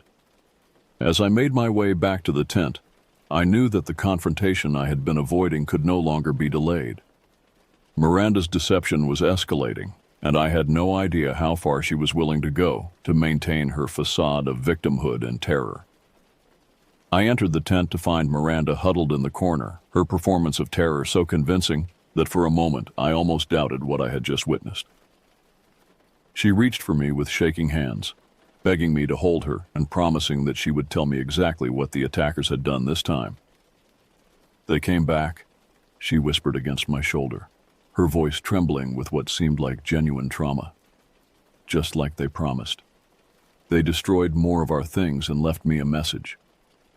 She pulled away from me to reveal a piece of paper with crude writing that supposedly contained threats against both of us. The handwriting was deliberately disguised, but I recognized subtle characteristics that matched Miranda's natural script. The content was designed to escalate fear while providing justification for immediate departure from the campground. "Miranda," I said quietly, my voice steady despite the turmoil in my chest. "I need you to tell me the truth about what's been happening here." Her response was immediate and defensive, launching into an elaborate recounting of the latest alleged assault. But her story contained details that contradicted her previous accounts, and I could see the calculation behind her performance now that I understood what I was watching. "I saw you," I interrupted her narrative. "I watched you destroy our belongings. I saw you write that note." The silence that followed was deafening. Miranda's face went through a series of rapid changes, cycling from confusion to denial to fury with startling speed. When she finally spoke, her voice carried a cold edge that I had never heard before. "You were spying on me?" she hissed. "Instead of protecting me, you were hiding in the woods watching me suffer?" Her ability to twist the situation and portray herself as the wronged party was both impressive and terrifying. Even confronted with direct evidence of her deception, she was attempting to manipulate my guilt and maintain her position as the victim. "Why?" I asked simply. "Why are you doing this to us?" The question seemed to unlock something in Miranda that had been carefully hidden beneath her performance. Her face transformed with an rage that made me instinctively lean away from her. This was not the woman I had fallen in love with, but someone entirely different wearing her face. "Because you don't love me anymore," she snarled, her voice rising with each word. "Because you're planning to leave me and you think I'm too stupid to see it coming. Because you care more about your possessions than you do about my feelings." The accusations poured out of her in a torrent of paranoia and delusion that revealed the true scope of her psychological disturbance. According to Miranda's twisted logic, I had been planning to break up with her for months, despite having no such intentions. She believed I was cheating on her with multiple women, seeing evidence of betrayal in every casual interaction with female colleagues or friends. "You thought I wouldn't notice," she continued, her voice becoming increasingly shrill. "You thought you could just string me along until you found someone better. Well, I'm not going to let you discard me like garbage." I tried to reason with her, explaining that her suspicions were completely unfounded and that I had been planning to ask her to move in with me, but logic seemed to have no effect on her constructed reality. Every attempt to reassure her was interpreted as further evidence of my deception and manipulation. "This whole camping trip was supposed to make you remember how much you need me," she explained with frightening clarity. "When you thought I was in danger, you would realize that you couldn't lose me. You would see that we belong together, and stop planning your escape. The calculated nature of her psychological manipulation was breathtaking in its scope and cruelty. Miranda had orchestrated not just the destruction of our property, but a systematic assault on my emotional stability and capacity for trust. She had weaponized my love for her against my own psychological well-being, but the most terrifying revelation was still to come.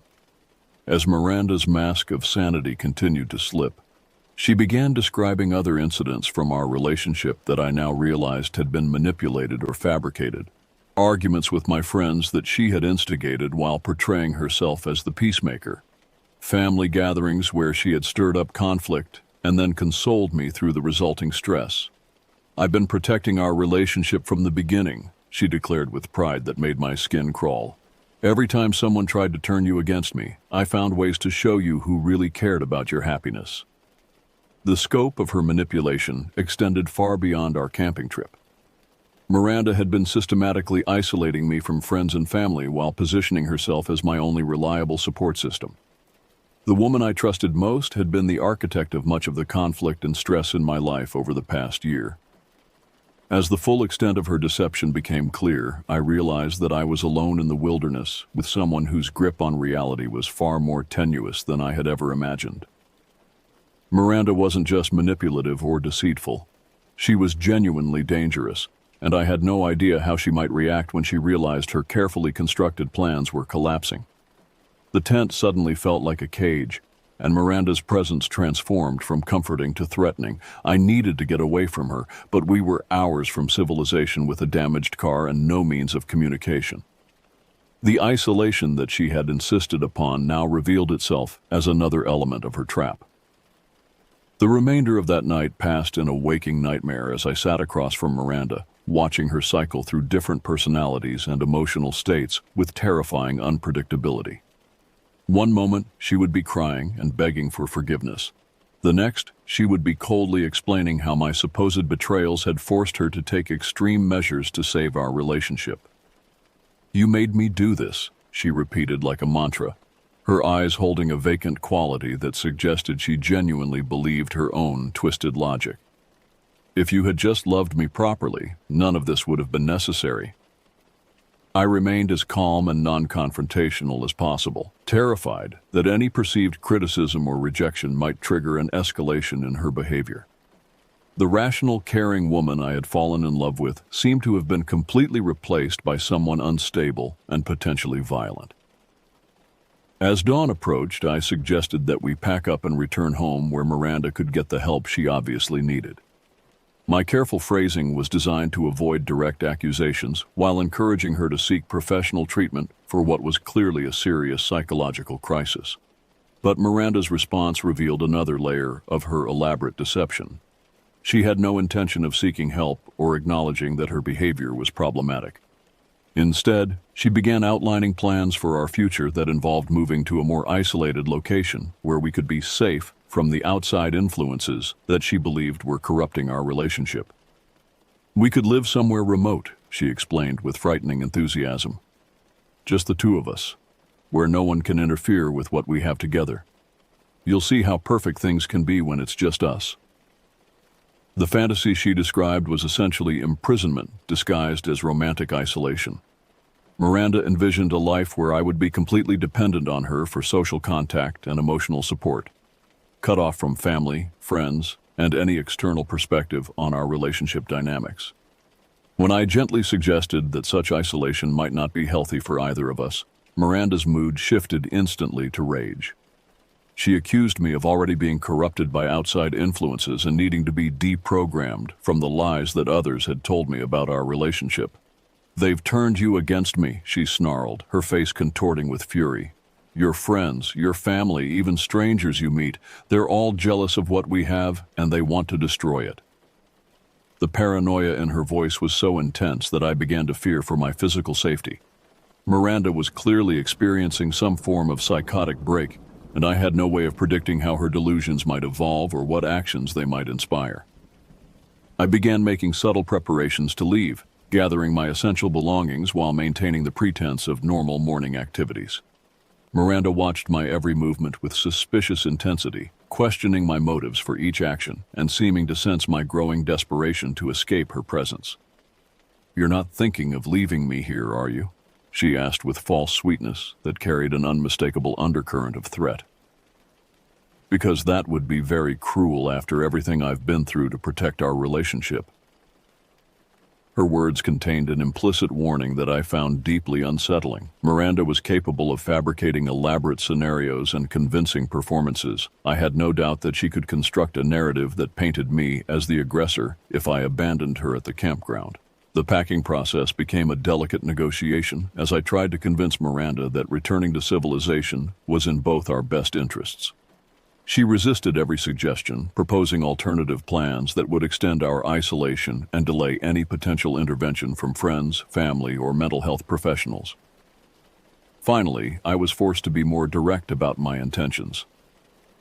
I explained that I was concerned about her mental state and thought she needed professional evaluation and support. This triggered the most violent emotional outburst I had witnessed, with Miranda screaming accusations and threats while throwing camping equipment around the tent.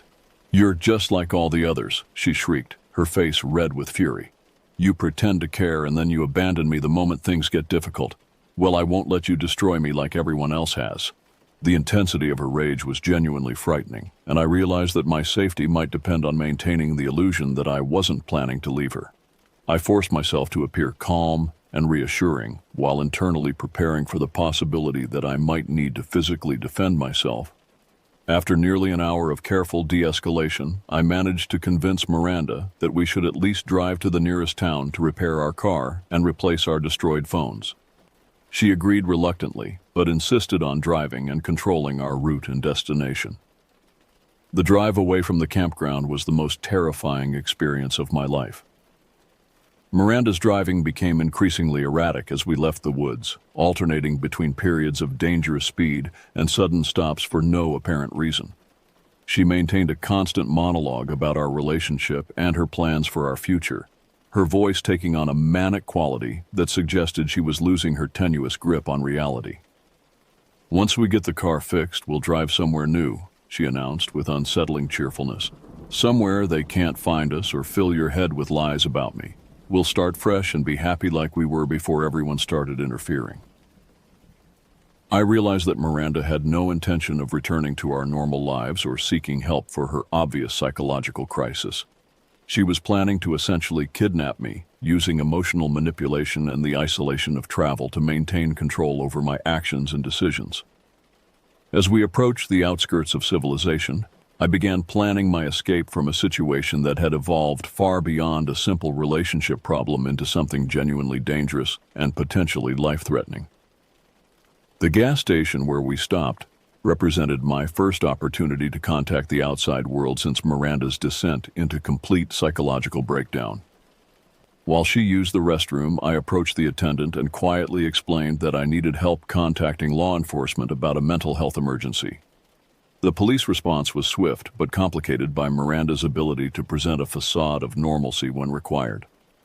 She spoke coherently with the officers, portraying our situation as a simple camping accident followed by relationship stress. Her performance was so convincing that I began to doubt my own perceptions of the previous 48 hours. However, the evidence from the campground supported my account of her systematic deception and manipulation. The officers agreed to escort us back to town separately, ensuring that Miranda received appropriate mental health evaluation while protecting me from further psychological manipulation. The psychiatric hold lasted 72 hours, during which Miranda alternated between periods of apparent lucidity and episodes of paranoid delusion. She maintained her innocence regarding the campground incidents while constructing increasingly elaborate conspiracy theories about my motives and the intentions of the medical staff.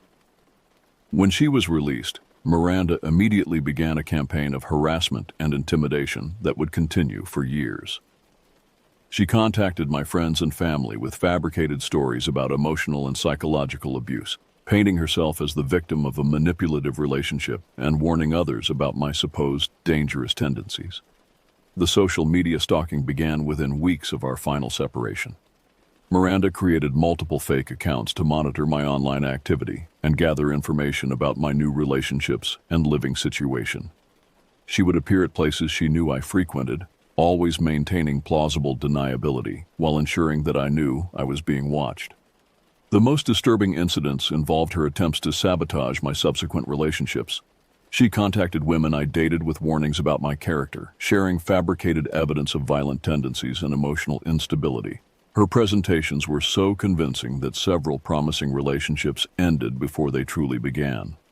My relocation to a different state provided temporary relief, but Miranda's harassment adapted to the distance. She managed to discover my new address and workplace, sending anonymous packages containing items from our relationship and photographs taken during her surveillance of my activities. The psychological impact of her sustained campaign was devastating. I found myself constantly looking over my shoulder, questioning the motives of new acquaintances, and struggling to trust my own judgment about people's character and intentions. Miranda had not only destroyed my faith in her, but systematically undermined my ability to form healthy relationships with anyone. Sleep became elusive as I replayed the events of that camping trip, analyzing every detail for clues I might have missed about Miranda's true nature. The woman I had loved and trusted had been a carefully constructed facade, hiding someone capable of elaborate psychological manipulation and sustained harassment. Years later, when I finally met the woman who would become my wife, the process of building trust and intimacy was complicated by the lingering effects of Miranda's psychological warfare. I found myself analyzing every interaction for signs of deception, every gesture for evidence of hidden agendas. My wife's patience and understanding during this healing process was remarkable, but even now, with children and a stable family life, I occasionally receive reminders that Miranda's obsession may not have entirely ended. Anonymous emails containing details about my current life suggest that she continues to monitor my activities from a distance. The camping gear remains in our garage, unused and gathering dust. Despite my wife's encouragement to try outdoor adventures with our children, I cannot bring myself to return to that vulnerable state of isolation and dependence on others. The woods that once seemed peaceful and restorative now feel threatening and full of hidden dangers. The most lasting damage from Miranda's campaign of psychological terror is not the disrupted relationships or career complications, but the fundamental alteration of my ability to trust. Every close relationship now carries the question of whether the person I'm seeing is genuine, or another carefully constructed performance designed to manipulate my emotions and control my behavior. Professional therapy has helped me understand the dynamics of psychological manipulation and develop better boundaries and warning signs. But the scars from those 48 hours in the wilderness continue to influence my perceptions and reactions to interpersonal conflict and emotional intensity. The true horror of my experience with Miranda lies not in supernatural threats or physical violence, but in the realization that the people we love most have the greatest power to destroy us. The intimacy and vulnerability that make relationships meaningful also create opportunities for psychological warfare that can devastate victims for years or decades. Sometimes, in the quiet moments before sleep, I still wonder about Miranda's current life and whether she found the help she needed for her obvious psychological disturbances. But mostly, I focus on protecting my family from the kind of predatory manipulation that nearly destroyed my capacity for trust and emotional connection. The campground remains open and popular with families seeking outdoor adventures. I've never returned to confirm whether our old campsite still exists, but sometimes I imagine other couples setting up their tents in that secluded spot, unaware of the psychological drama that once unfolded beneath those trees. The greatest lesson from my encounter with Miranda is that horror doesn't require supernatural elements or graphic violence. The most terrifying threats often come from the people closest to us, wearing faces we love and speaking in voices we trust.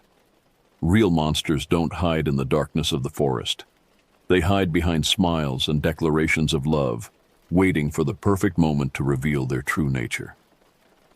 And unlike the creatures of fiction, these human monsters don't disappear when morning comes or flee when confronted with religious symbols. They adapt, persist, and continue their psychological campaigns for years, leaving lasting damage that affects not just their primary victims but everyone who tries to love and trust again. The woods may seem peaceful and welcoming, but for me, they will always represent the place where I learned that the greatest dangers in life come not from external threats, but from the capacity for deception and manipulation that exists within the people we choose to trust with our hearts and lives.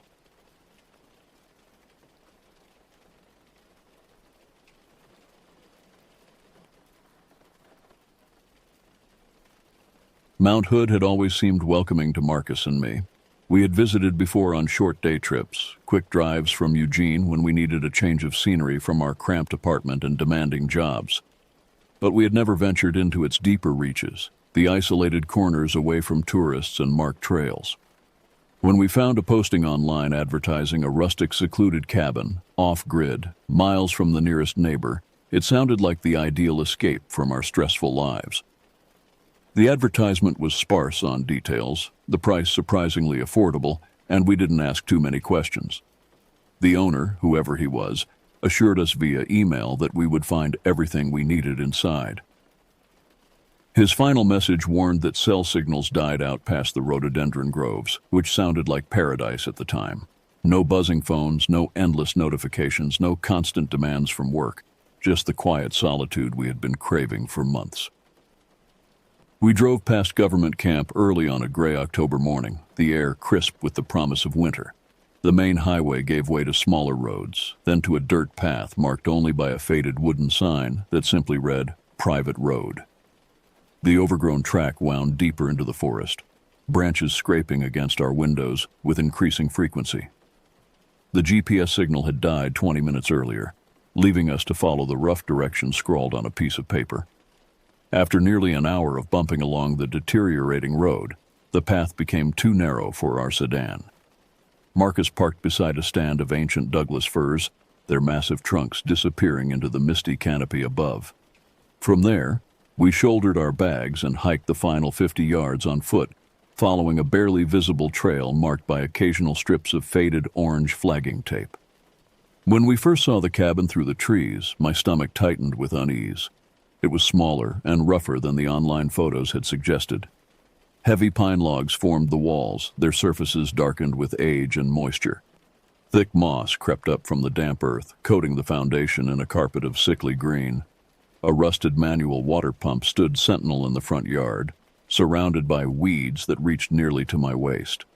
The windows were filmed with years of accumulated grime, making it impossible to see inside. Marcus flashed me what I knew he intended as a reassuring grin, though I caught the uncertainty flickering in his eyes. He squeezed my shoulder gently and stepped up onto the sagging porch, keys jingling in his hand.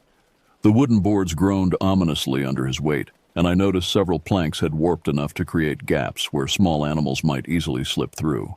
The heavy door opened with a prolonged shriek of protest from rusted hinges. The air inside hit us immediately, earthy and musty, tinged with something else I couldn't quite identify. Something organic and unpleasant that made my nose wrinkle in distaste. The interior was darker than expected, even with the door wide open.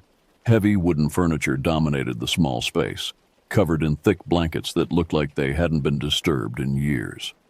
An old wood-burning stove squatted in one corner, its iron surface spotted with rust. Primitive wooden shelves lined the walls, holding an assortment of dented pots, cracked dishes, and mason jars filled with unidentifiable contents. The floorboards creaked with every step, and I noticed several places where gaps between the planks revealed only darkness beneath.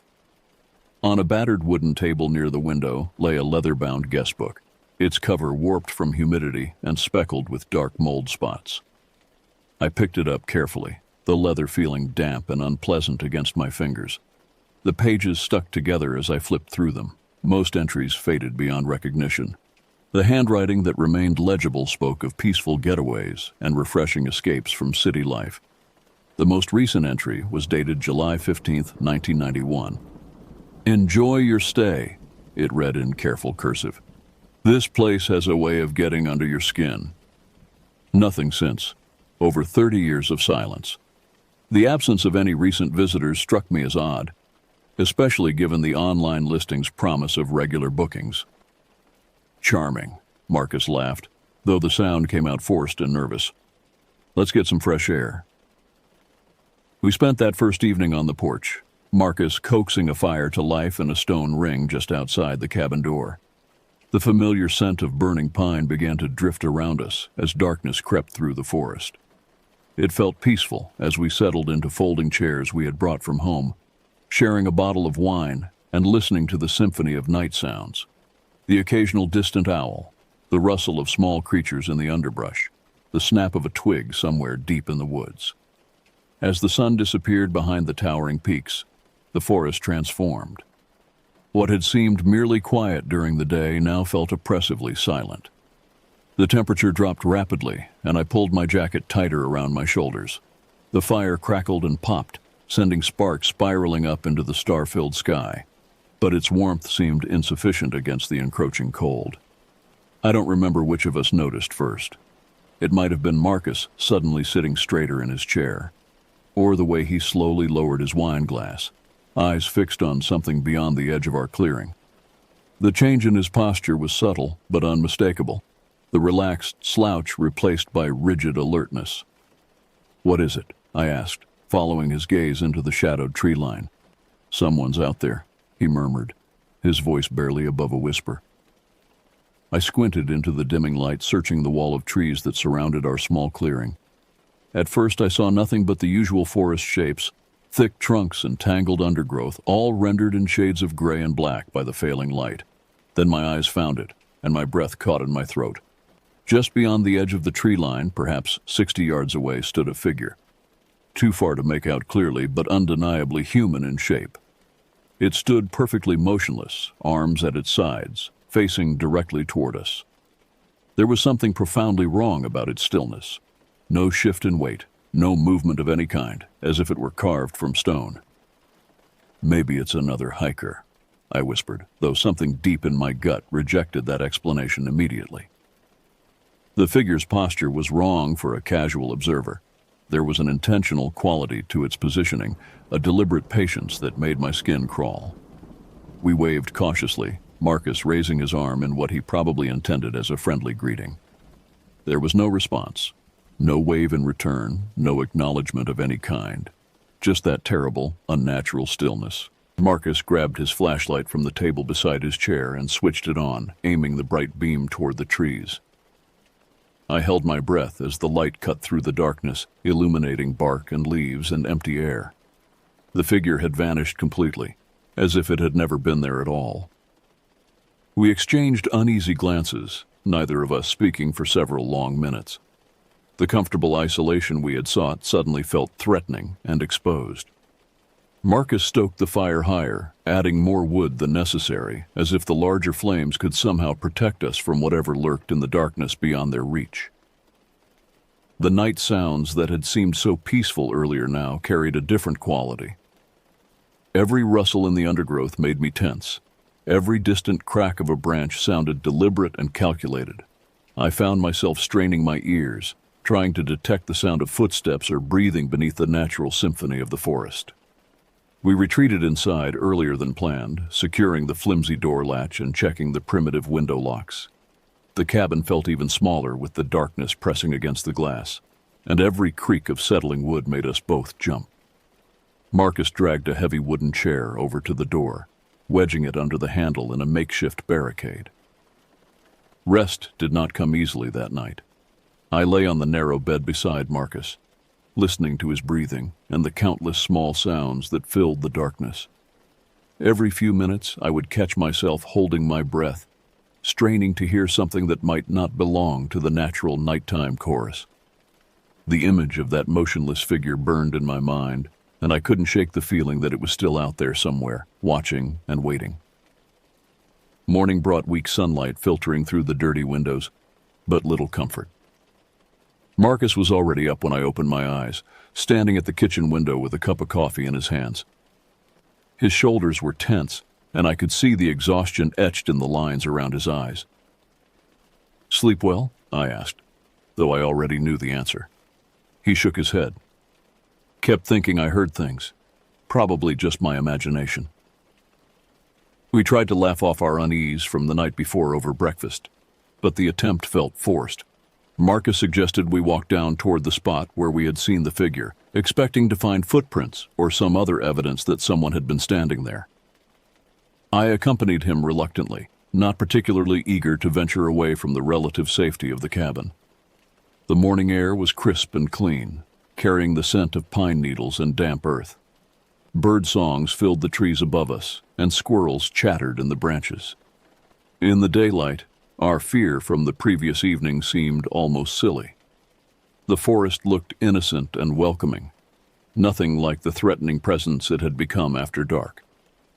Marcus led the way to the approximate location where we had seen the figure. He walked slowly, scanning the ground for any sign of disturbance. The forest floor was thick with fallen leaves and pine needles, soft and springy underfoot. If someone had been standing there, they should have left some trace. Nothing, he said finally, crouching down to examine the earth more closely. No footprints, no disturbed leaves, nothing at all. I knelt beside him, running my fingers through the thick layer of organic debris. The ground beneath was soft and damp, the kind of surface that should easily show the impression of a person's weight. Yet there was no evidence that anyone had ever stood there. Maybe we were further away than we thought, I suggested, though even as I spoke the words, I knew they weren't true. The distance had been clear, the positioning unmistakable. We spent the morning exploring the immediate area around the cabin, following what appeared to be old game trails through the forest. The exercise felt good, and the normalcy of hiking helped ease some of the tension from the previous night. We discovered the ruins of what might once have been a small outbuilding, now reduced to a few scattered foundation stones and rotting timbers. On our return trip, Marcus stopped abruptly and pointed to something nailed into the trunk of a massive fir tree. A length of rusted wire had been crudely attached with bent nails, forming what looked like it might once have been part of a fence line. The metal was corroded and ancient, clearly decades old. Boundary marker, maybe? Marcus suggested, though his voice carried doubt. I followed the direction the wire seemed to indicate, but it led nowhere meaningful, just disappeared into the dense undergrowth after a few yards. There were no other markers visible, no signs of an actual fence. Just this single, inexplicable strand of rusted metal nailed to a tree for no apparent reason. We continued our exploration, but the discovery had unsettled me in a way I couldn't explain. There was something wrong about finding that random piece of wire, something that felt like a warning or a marker of territory. I found myself glancing back at it repeatedly as we walked away, as if expecting it to have changed or moved when I wasn't looking. Back at the cabin, we spent the afternoon reading and playing cards, trying to maintain the illusion of a normal vacation. But as the sun began its descent toward the horizon, anxiety began building in my chest. The approaching darkness felt like a physical presence, something malevolent creeping closer with each passing hour. Marcus noticed my growing tension and tried to reassure me. "Probably just a curious local," he said. "Someone who doesn't see many visitors up here." But even he didn't sound convinced by his own explanation. As twilight approached, we both found ourselves glancing frequently toward the windows, watching for any sign of movement in the gathering shadows. We built the fire earlier that second evening, hoping its presence would somehow ward off whatever we had encountered the night before. The flames danced cheerfully in the stone ring, casting flickering light across the small clearing and pushing back the advancing darkness. For a brief time, I allowed myself to believe that our fear had been groundless, a product of overactive imaginations and too much wine. That illusion lasted until the sun disappeared completely behind the mountain peaks. As full darkness settled over the forest, the temperature plummeted. Our breath began forming small clouds in the frigid air, and I pulled a heavy blanket around my shoulders. The fire provided warmth, but only within a small radius. Beyond its reach, the night felt hostile and alive with unseen threats. Marcus was feeding another log to the flames when he suddenly froze, his hand halfway to the woodpile. I followed his gaze and felt my heart skip several beats. The figure was back, but this time it was closer. Much closer. Where the previous night it had stood at the distant edge of the trees, tonight it had advanced to perhaps 40 yards away. Still motionless, still perfectly upright, but near enough now that I could make out more details. The figure appeared to be wearing dark clothing, what looked like a uniform of some kind, though the shadows made it impossible to be certain. "Get the binoculars," Marcus whispered, never taking his eyes off the shape. I fumbled for his binoculars with trembling hands, my movements clumsy with fear. When I finally managed to focus them on the figure, what I saw made my stomach lurch with terror. It was definitely a person, but there was something fundamentally wrong about the way it stood. The posture was too rigid, too perfectly still. No living person could maintain such absolute motionlessness for so long. The figure appeared to be wearing what looked like an old military or park ranger uniform, dark and shapeless with age. I couldn't make out facial features in the darkness, but the head was turned directly toward us with an attention so focused it felt like a physical weight. "What do we do?" I whispered, lowering the binoculars with shaking hands. Marcus didn't respond immediately.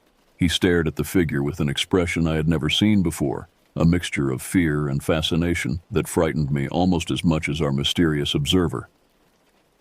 "I don't know," he finally admitted. "But I don't think it means to hurt us. If it did, it would have done something by now." His words provided little comfort. The presence felt malevolent, charged with an intention I couldn't understand but didn't trust. We sat in tense silence for what felt like hours, occasionally glancing toward the figure, which never moved or showed any sign of awareness beyond its unwavering attention. When we finally decided to retreat inside, the figure remained in position. Through the grimy cabin windows, I could just make out its dark silhouette against the slightly lighter background of the forest. It stayed there all night, an unmoving shadow that transformed our temporary sanctuary into a prison. Marcus attempted to rationalize what we were seeing. "Maybe it's someone with mental health issues," he suggested. "Someone who lives up here alone and has lost touch with normal social behavior." But even he didn't sound convinced. There was something about the figure's presence that defied rational explanation. The perfect stillness, the unwavering attention, the complete lack of human gestures or movement. It all combined to create an impression of something that was human in shape but entirely alien in nature. We didn't sleep at all that night. We took turns watching through the window, though the figure never moved from its position.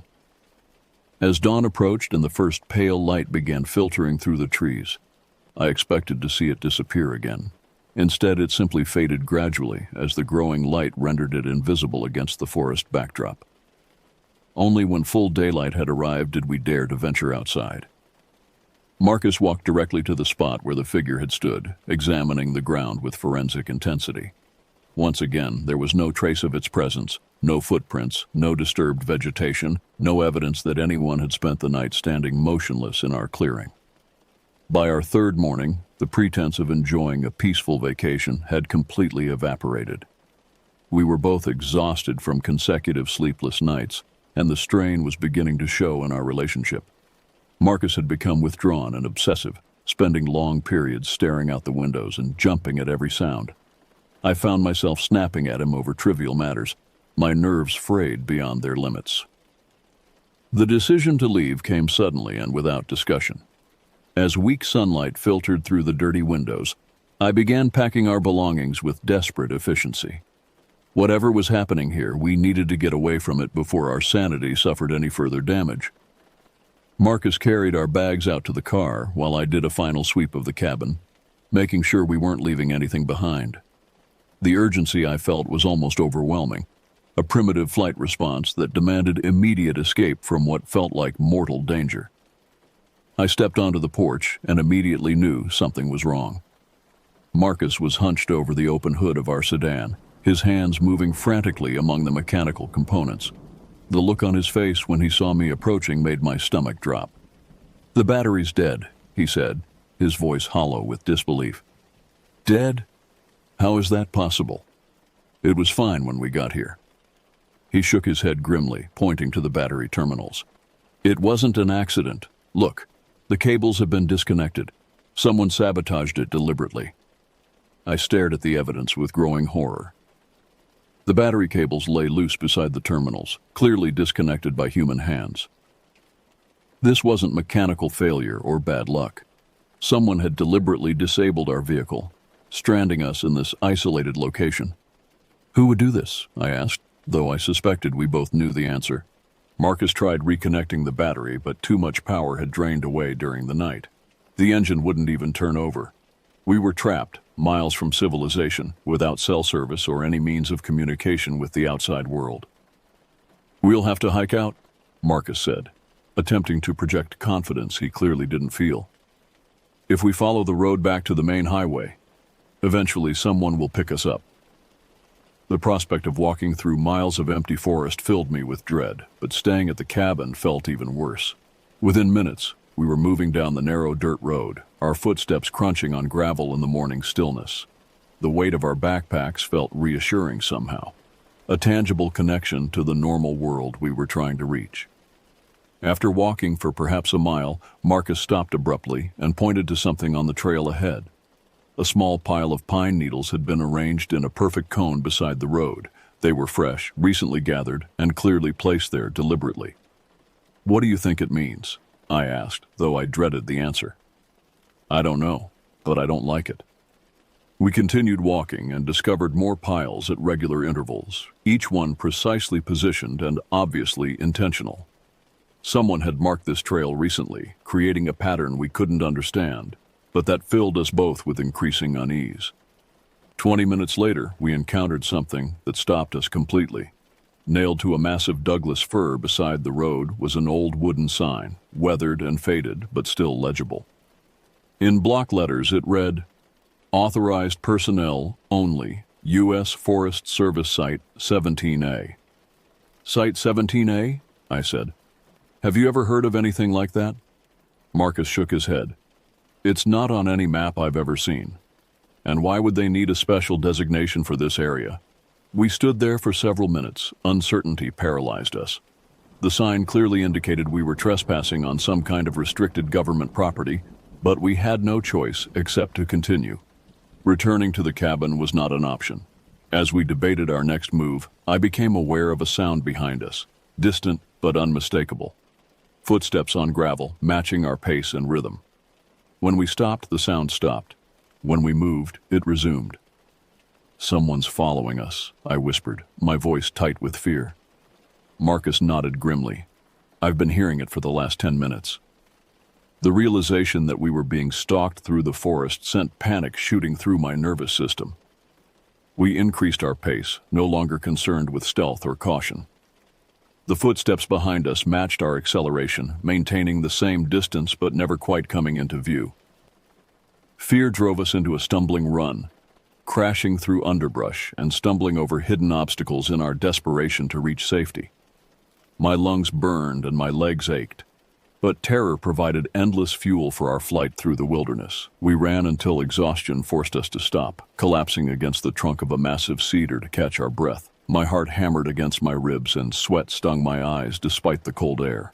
Marcus gasped beside me, scanning the forest behind us for any sign of pursuit. The woods around us seemed different from the area near the cabin. The trees were older here, their trunks twisted into unnatural shapes that cast bizarre shadows in the filtered sunlight. The undergrowth was thicker too, creating countless hiding places where an observer could remain concealed. "I don't hear the footsteps anymore," Marcus whispered. I strained my ears but detected only the normal sounds of the forest. Wind in the branches, the distant call of a bird, the rustle of small animals in the brush. Our pursuer had either given up or was waiting silently somewhere nearby. We continued more cautiously, staying alert for any signs of human presence. The dirt road had dwindled to little more than a deer path, winding between the ancient trees in a route that seemed to follow no logical pattern. I began to suspect we had gotten turned around somewhere, taken a wrong path in our panicked flight. "Are you sure this is the right way?" I asked. Marcus studied the faint trail ahead of us, uncertainty clear in his expression. "I thought so, but nothing looks familiar anymore." The admission filled me with fresh dread. We were lost in trackless wilderness, being stalked by someone with unknown intentions, and our supplies wouldn't last more than a day or two. The situation was rapidly deteriorating from bad to desperate. As we pushed deeper into the forest, we began encountering strange artifacts scattered among the trees. A rusted metal sign warning of hazardous materials lay half buried beneath fallen leaves. Further along, we discovered what appeared to be concrete foundation blocks, partially overgrown but clearly artificial. "What do you think this used to be?" I asked, examining the remnants. "Some kind of facility," Marcus replied, his voice troubled. "But why way out here, and why abandoned?" The mystery deepened when we found additional signs of human activity. Lengths of rusted pipe protruding from the earth, fragments of chain-link fencing tangled in the undergrowth, and concrete pads that might once have supported buildings or equipment. All of it was old and deteriorated, suggesting whatever had been here was abandoned decades ago. Most disturbing of all were the signs warning of contamination and radiation hazards. Their messages faded, but still readable. Whatever had operated in this remote location clearly involved dangerous materials that might still pose a threat. "We need to get out of here," I said, my voice tight with new fear. But as we attempted to retrace our steps, it became clear that we were completely lost. The faint trail we had been following seemed to branch in multiple directions, all leading deeper into the forest. Worse, I was beginning to hear the footsteps again, distant but persistent, always staying just beyond the range of sight. Our stalker had found us again, and this time there was nowhere to run. The afternoon wore on as we stumbled through increasingly difficult terrain, our water running low and our energy depleted by fear and exertion. The strange ruins appeared more frequently now, creating an impression of a vast abandoned complex hidden beneath decades of forest growth. As evening approached, we found ourselves in a small clearing dominated by what appeared to be the remains of a concrete bunker. Its walls were cracked and stained, with vegetation growing through gaps in the structure. A heavy metal door hung askew on rusted hinges, revealing only darkness within. "We can't keep wandering in the dark," Marcus said. "Maybe we should shelter here for the night." The prospect of entering that ruined bunker filled me with revulsion, but our alternatives were limited. We had no idea where we were or how to find our way back to civilization. Worse, our pursuer was still out there somewhere, patient and tireless in its attention. As darkness fell, we had no choice but to seek refuge in the abandoned structure, wondering what we might find in its shadowed interior and whether morning would bring rescue or something far worse. The interior of the bunker reeked of decay and something chemical that burned my nostrils. Marcus used his phone's flashlight to illuminate the space, revealing concrete walls stained with moisture and covered in patches of fungus. The floor was littered with debris, fragments of electronic equipment, scattered papers, and pieces of furniture that had been reduced to splinters by time and neglect. In one corner, we discovered a metal filing cabinet that had fallen onto its side, its drawers hanging open and empty. But wedged behind it, Marcus found a manila folder that had somehow survived the years of abandonment. The papers inside were water-damaged and partially illegible, but enough remained to paint a disturbing picture. "Forest Service Internal Investigation," Marcus read aloud. "Subject, Ranger Mitchell Jennings, Station 17A. Incident date, July 23, 1991. My breath caught. The date matched the final entry in the cabin's guest book. Marcus continued reading from the fragmented documents. Subject displayed increasingly erratic behavior following assignment to remote monitoring station. Reports of confrontations with unauthorized campers. Supervisor noted paranoid ideation and potential substance abuse. The papers told a story of a forest ranger assigned to patrol this isolated area who had gradually lost his sanity.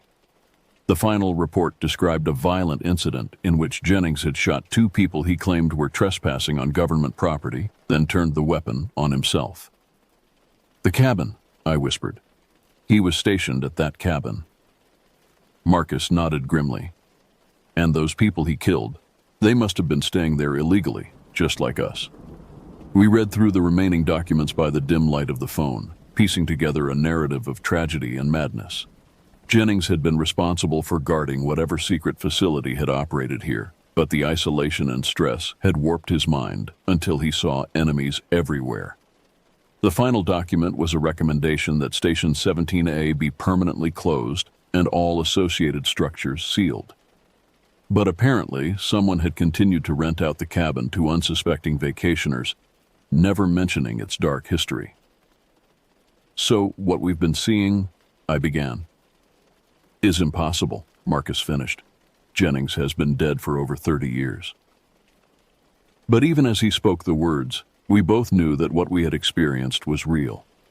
The figure watching from the forest, the sabotaged car, the patient stalking through the wilderness, all of it had happened, regardless of whether it could be rationally explained. A sound from outside the bunker made us both freeze. Footsteps on gravel, slow and deliberate, circling the structure where we had taken refuge. Marcus switched off the phone's light, plunging us into complete darkness. The footsteps continued their circuit, never varying in pace or rhythm. Around and around they went, as if our hiding place was being methodically examined for weaknesses. I pressed myself against the concrete wall, trying to control my breathing and hoping the darkness would conceal us.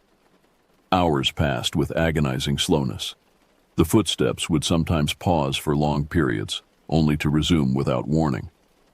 Once I heard what sounded like breathing right outside the broken door, but when Marcus carefully checked with his light, nothing was there. Dawn seemed impossibly distant when we finally heard the sound we had been hoping for, the distant rumble of a vehicle engine. Marcus crept to the door and peered out into the gray pre-dawn light. "Truck," he whispered. "Official looking. Forest Service, I think." We emerged from our hiding place cautiously, calling out as loudly as we dared. The vehicle stopped, and a uniformed ranger stepped out, regarding us with a mixture of concern and suspicion. "You folks lost?" he asked. Ranger Hank Redding was a man in his 60s with weathered skin and eyes that had seen too much of what the wilderness could do to people.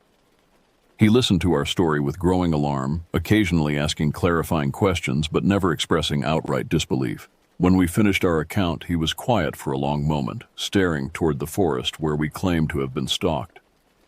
"That cabin's been officially condemned since 1992, he said finally. "Nobody's supposed to be renting it out to anybody." "But we have emails," Marcus protested.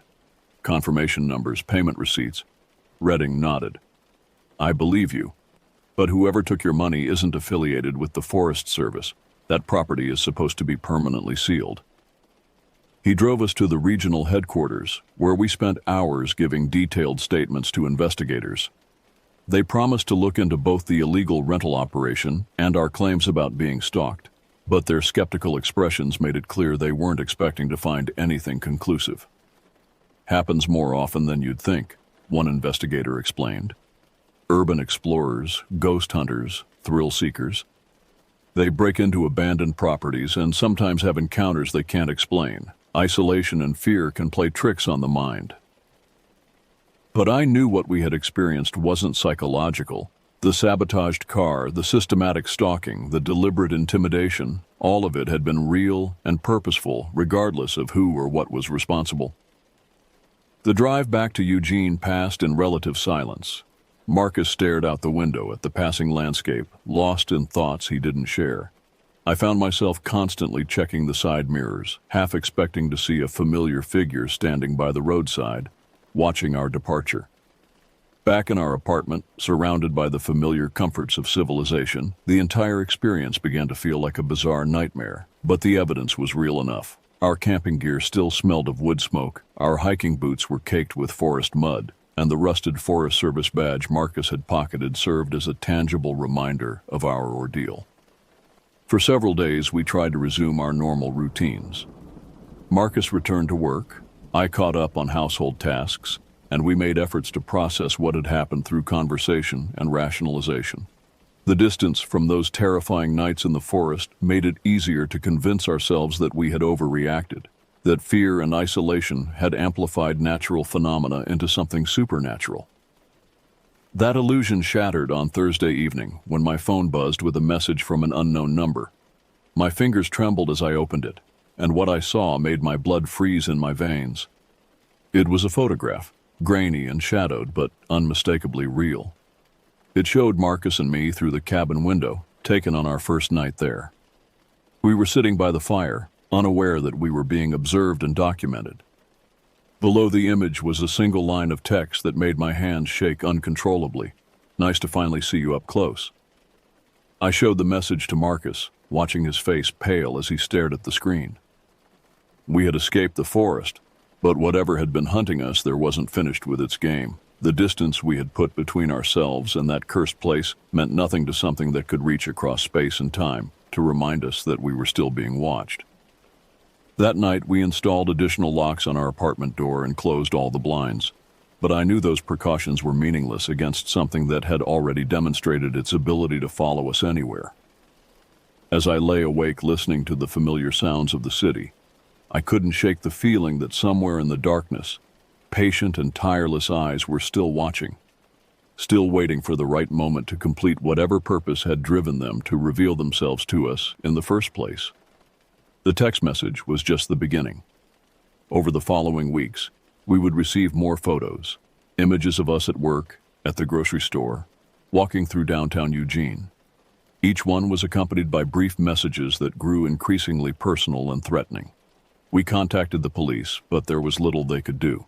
The messages came from untraceable numbers. The photos were taken from public spaces where surveillance was technically legal, and our story about the abandoned cabin sounded too fantastic to take seriously. The investigation into the illegal rental operation led nowhere. The website had been taken down, the email addresses deactivated, and the payment processing company claimed no record of our transaction. It was as if the entire setup had been created specifically to lure us to that isolated location, then vanished without a trace once its purpose was served. Marcus and I began making plans to move away from Eugene, perhaps to another state entirely. But deep down, I suspected that distance wouldn't solve our problem. Whatever had marked us during those nights in the forest would follow us wherever we went. A patient and implacable presence that would never stop watching. Never stop waiting for the perfect moment to complete the hunt it had begun in those dark woods beneath Mount Hood. The forest had claimed us, even though we had escaped it physically. We belonged to it now, and to the thing that guarded its secrets with such terrible dedication. All we could do was wait and wonder when it would decide to finish what it had started in that condemned cabin where a murdered ranger still stood his eternal watch.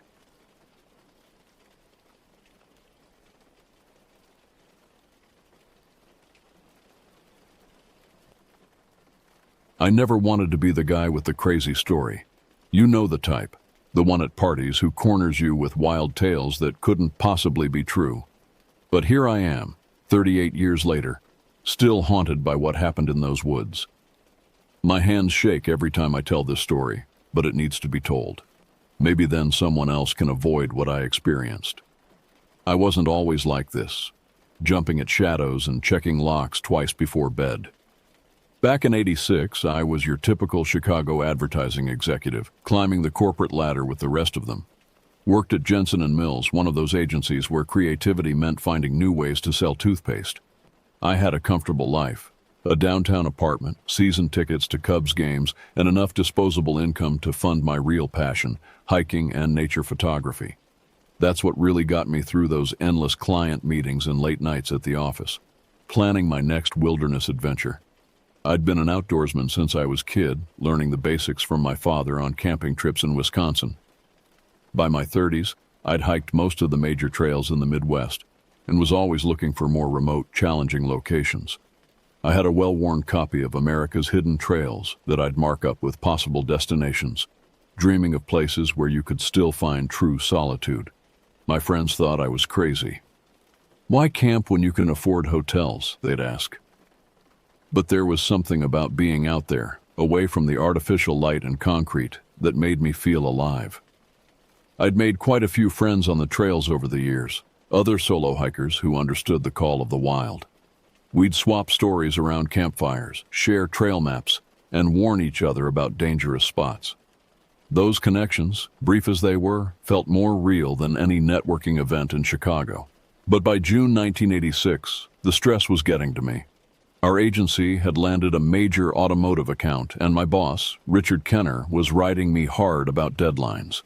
Kenner was one of those micromanagers who'd send memos at 3 a.m. and expect immediate responses. After 3 months of 7-day weeks and missed social events, I was burning out. The final straw came when he killed my best campaign concept in front of the entire creative team. That night, I went home and started planning my escape. I needed somewhere off the grid, away from fax machines and phone calls. Looking through my trail guides, I found a mention of Kelly Creek in northern Idaho.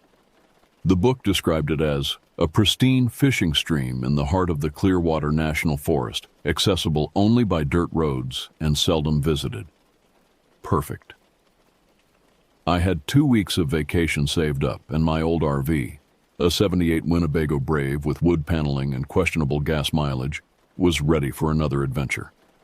I told Kenner I was taking time off for a family emergency. He wasn't happy, but I didn't care anymore. I needed this break. What I didn't know then was that this wouldn't be the relaxing retreat I'd planned. Instead, it would become the beginning of a nightmare that would follow me for the rest of my life. The drive from Chicago to Idaho took 3 days. I took my time, enjoying the gradual transition from flat Midwestern farmland to the rugged terrain of the Mountain West. My RV might have been old, but it was comfortable. I'd modified it for extended trips, adding solar panels and a better water filtration system. The back was loaded with everything I thought I'd need: my fishing gear, hiking equipment, enough food for 2 weeks, and emergency supplies. I'd done my research on Kelly Creek. The area was known for its cutthroat trout, and the remote location meant the fish hadn't been pressured much by other anglers. The guidebook warned about the rough access road and mentioned there were no facilities, just primitive camping spots along the creek. It also noted that black bears were common in the area, so I made sure to pack bear spray and a bear-proof food container. What the guidebook didn't mention was the local legends. I learned about those later in the Pierce Sheriff's Office when it was already too late. The locals had stories about that part of the forest, stories about hunters who went missing and hikers who came back changed. But I'm getting ahead of myself. I arrived at Kelly Creek on June 14, 1986. The access road was worse than I expected. 5 miles of rutted dirt that had my RV creaking in protest. But when I finally reached the creek, I knew the drive had been worth it. The water was crystal clear, flowing through a valley flanked by dense pine forest. Mountains rose in the distance, their peaks still holding patches of snow. The air smelled of pine needles and wild mint. I found a good spot to park the RV, about 50 yards from the creek. There was a flat area for a campfire and enough room to set up my chair and fishing gear. As I was getting settled, I noticed another RV further downstream, an older model than mine, with faded blue stripes along the side. I wasn't disappointed to have company. In places this remote, it was actually comforting to know there was another person around if something went wrong. That's when I met Mark Hadley. He walked up as I was unpacking, carrying 2 beers and wearing a friendly smile. He was older than me, probably in his late 40s, with gray starting to show in his beard. His golden retriever, Max, trotted alongside him, tail wagging. Mark offered me a beer and introduced himself as a regular visitor to Kelly Creek. He had a cabin a few miles away, but preferred camping by the water during the summer months. We sat and talked as the sun set behind the mountains. Mark was easy to talk to, the kind of person who makes you feel like you've known them for years. We discussed fishing spots, compared notes on our favorite trails, and commiserated about the sorry state of the Cubs that season. Max lay at our feet, occasionally lifting his head when he heard something moving in the brush. Looking back now, I wish I'd paid more attention to Max's behavior that first evening. Dogs have better instincts than we do, and Max seemed unusually alert, his ears constantly twitching toward the dark tree line. But I was too caught up in the conversation and the beer to notice. Mark told me about the best fishing spots upstream, and we made plans to try them out the next day. As night fell and the temperature dropped, we said our goodnights. I watched Mark and Max head back to their campsite, their figures gradually swallowed by the darkness. The creek's gentle burbling and the occasional hoot of an owl were the only sounds. It felt peaceful then.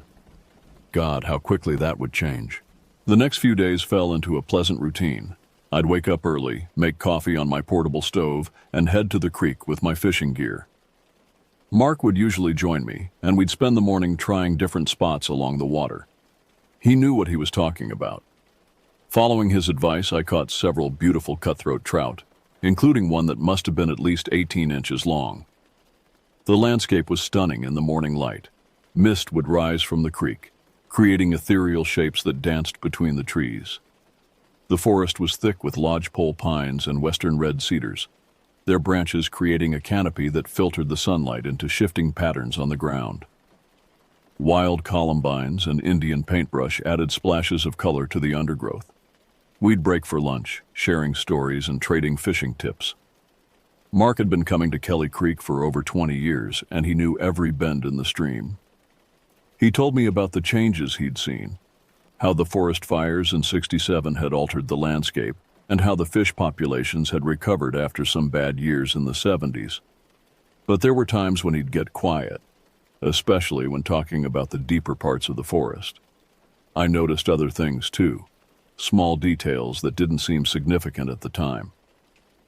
Max never wandered far from Mark, which was unusual for a retriever, and sometimes, while we were fishing, the dog would suddenly stop and stare into the trees, his hackles rising slightly. Mark would call him back, and the moment would pass. But there was tension in those moments that I couldn't explain. On our fourth day there, we decided to explore one of the tributary streams that fed into Kelly Creek. Mark knew of a series of pools about a mile upstream that he said held some monster trout. The trail was faint, clearly not used much, and we had to push through thick undergrowth in places. The forest felt different here, darker, more primitive somehow. The trees grew closer together, their branches intertwining overhead to block most of the sunlight. As we hiked, I started noticing things that seemed off. There were areas where the vegetation had been crushed, as if something large had moved through recently. We found scratches on some of the trees, too high up to have been made by a bear. Mark saw me looking at them and quickly suggested we try a different spot, but I caught the worry in his voice. The atmosphere had changed. The friendly banter that had marked our previous days was replaced by long stretches of silence, broken only by the sound of our boots on the trail and Max's panting.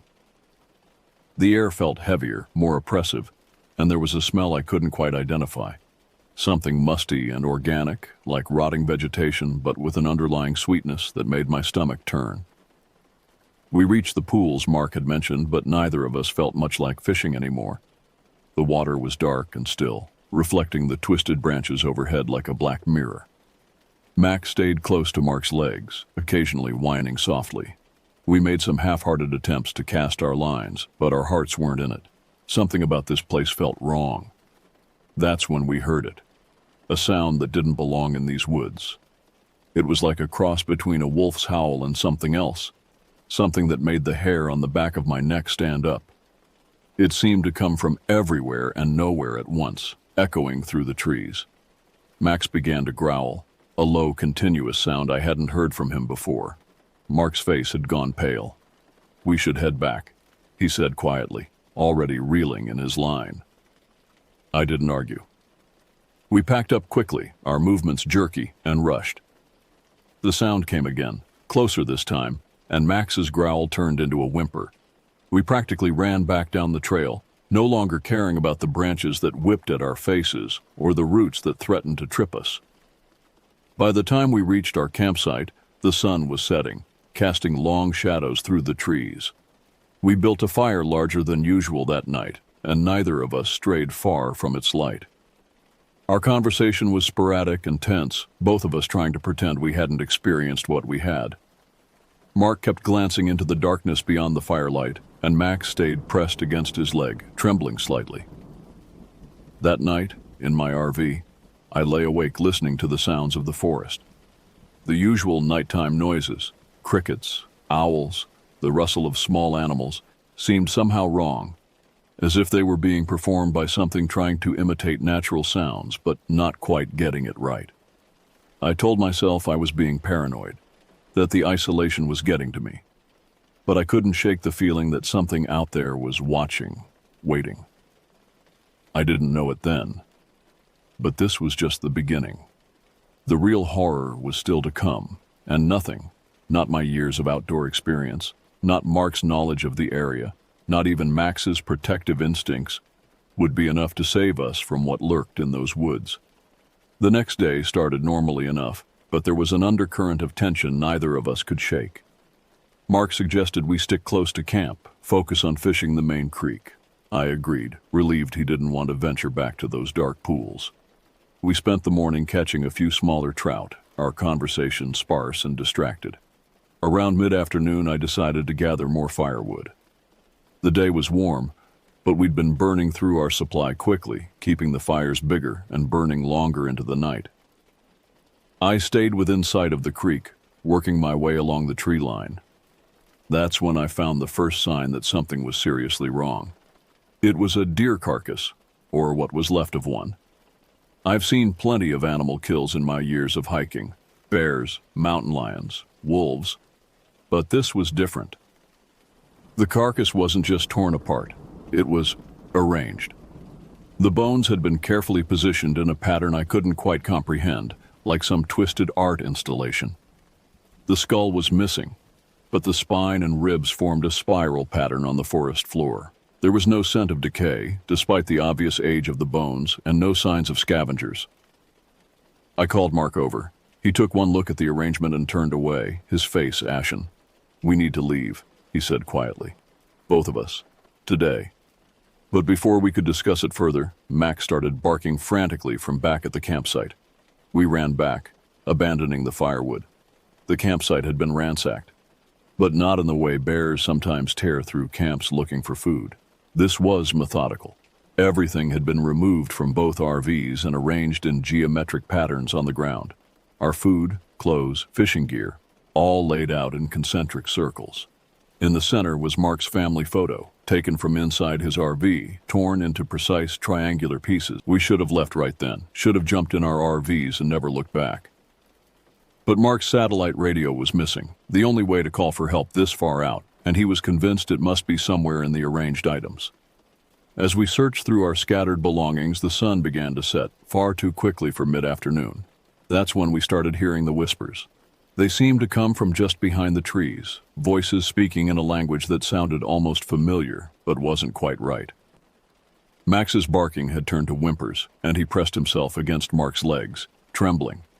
We saw the first shadow figure dart between the trees, tall and impossibly thin, moving with a jerky, insect-like motion.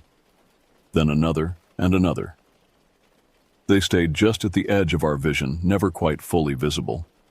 The whispers grew louder, and I began to make out words in English scattered among the strange language. Hungry and stay and forever.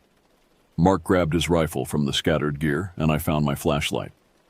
The shadows were getting closer, more bold. They left strange footprints in the dirt. Not animal tracks, not human prints, but something that seemed to change shape between glimpses. The attack, when it came, was swift and terrible. One moment we were standing back to back, scanning the tree line, and the next, the thing was among us. I got my first clear look at it, and my mind still struggles to process what I saw. It was tall, at least 9 feet, with limbs that bent in too many places. Its skin was a patchwork of bark-like plates and something that looked like stretched leather. The head was the worst part. A crown of antlers sprouted from a face that seemed to shift between human and animal features, never settling on one form. Max lunged at the creature, his loyal nature overcoming his fear. The thing moved with impossible speed, swatting the dog aside like a toy. Mark fired his rifle, the sound deafening in the confined space. The creature screamed, a sound that made my teeth vibrate and my vision blur, but it didn't fall. Instead, it seemed to grow larger, feeding off the violence. "Run!" Mark shouted, reloading. "Get to your RV. Go!" I hesitated for a split second, and that hesitation haunts me. In that moment, the creature struck, its arm elongating like a whip, claws extending. Mark was lifted off his feet, still firing. The rifle's muzzle flash illuminated the scene in strobing bursts, Mark struggling, the creature's face splitting into what might have been a smile, Max lying motionless on the ground. I ran. God help me, I ran. Behind me, Mark's screams turned into something else, something that didn't sound human anymore. I reached my RV, fumbled with the keys, practically fell inside. The engine started on the first try, the only piece of luck I had that day. As I threw it into reverse, I saw the creature standing in my headlights. It still held something that might have been Mark, but I couldn't look too closely. Its face seemed to be trying to mirror my own expression of terror, like a child learning about emotions. I drove backward until I hit a tree, then threw the RV into drive and floored it. The access road was a nightmare of ruts and washouts, but I barely noticed. Branches whipped against the windows, and something kept pace with me in the darkness beside the road. I drove all the way to Pierce without stopping, without looking back. The sheriff's office was an old brick building on the town's main street. I burst in, babbling about monsters and missing people. Sheriff Richards was a solid, grounding presence. He listened without interruption, then gathered a search party. By the time we got back to Kelly Creek, dawn was breaking. The official report listed it as an animal attack. They found Mark's body, what was left of it, and poor Max. The RV was still there, but all our scattered belongings had vanished. The deer skeleton was gone too, leaving no evidence of the strangeness I'd witnessed. They found tracks, but the official explanation was unidentified large predator, possibly grizzly. I stayed in Pierce for a week while they investigated. The locals were kind, but distant. Some of them wanted to talk, late at night at the town's only bar. They had stories, generations of stories about things in those woods. About how the original logging operations in the area had stopped after entire crews vanished. About hunters who came back changed, if they came back at all. The nightmares started immediately and never really stopped. I'd wake up screaming, convinced that stretched leather face was peering in my window. I moved out of my Chicago apartment because the fire escape outside my window cast shadows that looked like elongated limbs.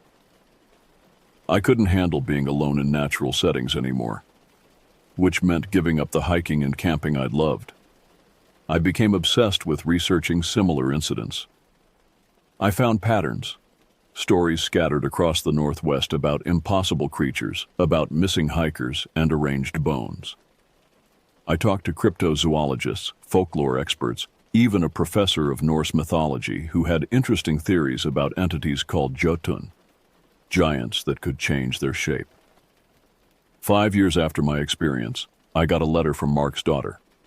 She'd been going through his cabin and found his journals. He'd been studying the thing in the woods for years, documenting its patterns, its hunting grounds. He knew what it was, but couldn't stay away. The last entry, dated the day before I met him, read, "It's changing its tactics, learning, adapting. God help anyone it decides to study." 38 years have passed since that night at Kelly Creek. I'm an old man now, retired from advertising, living in a small apartment in Seattle. I still can't sleep without lights on, still jump at unexpected shadows. I've been in therapy, tried medication, moved across the country, but I can't escape the memory of what I saw. I'm writing this now because I've been diagnosed with terminal cancer.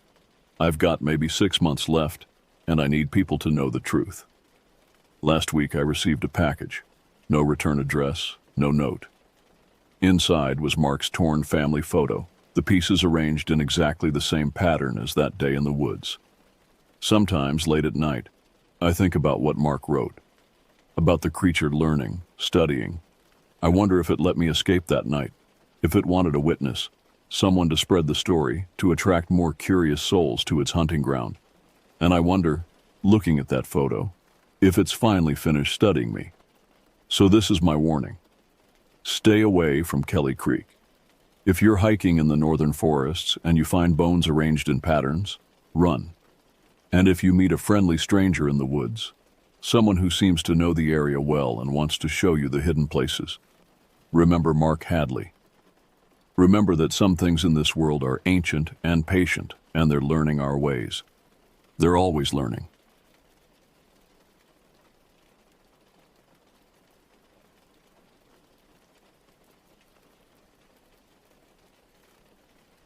I never considered myself particularly outdoorsy growing up.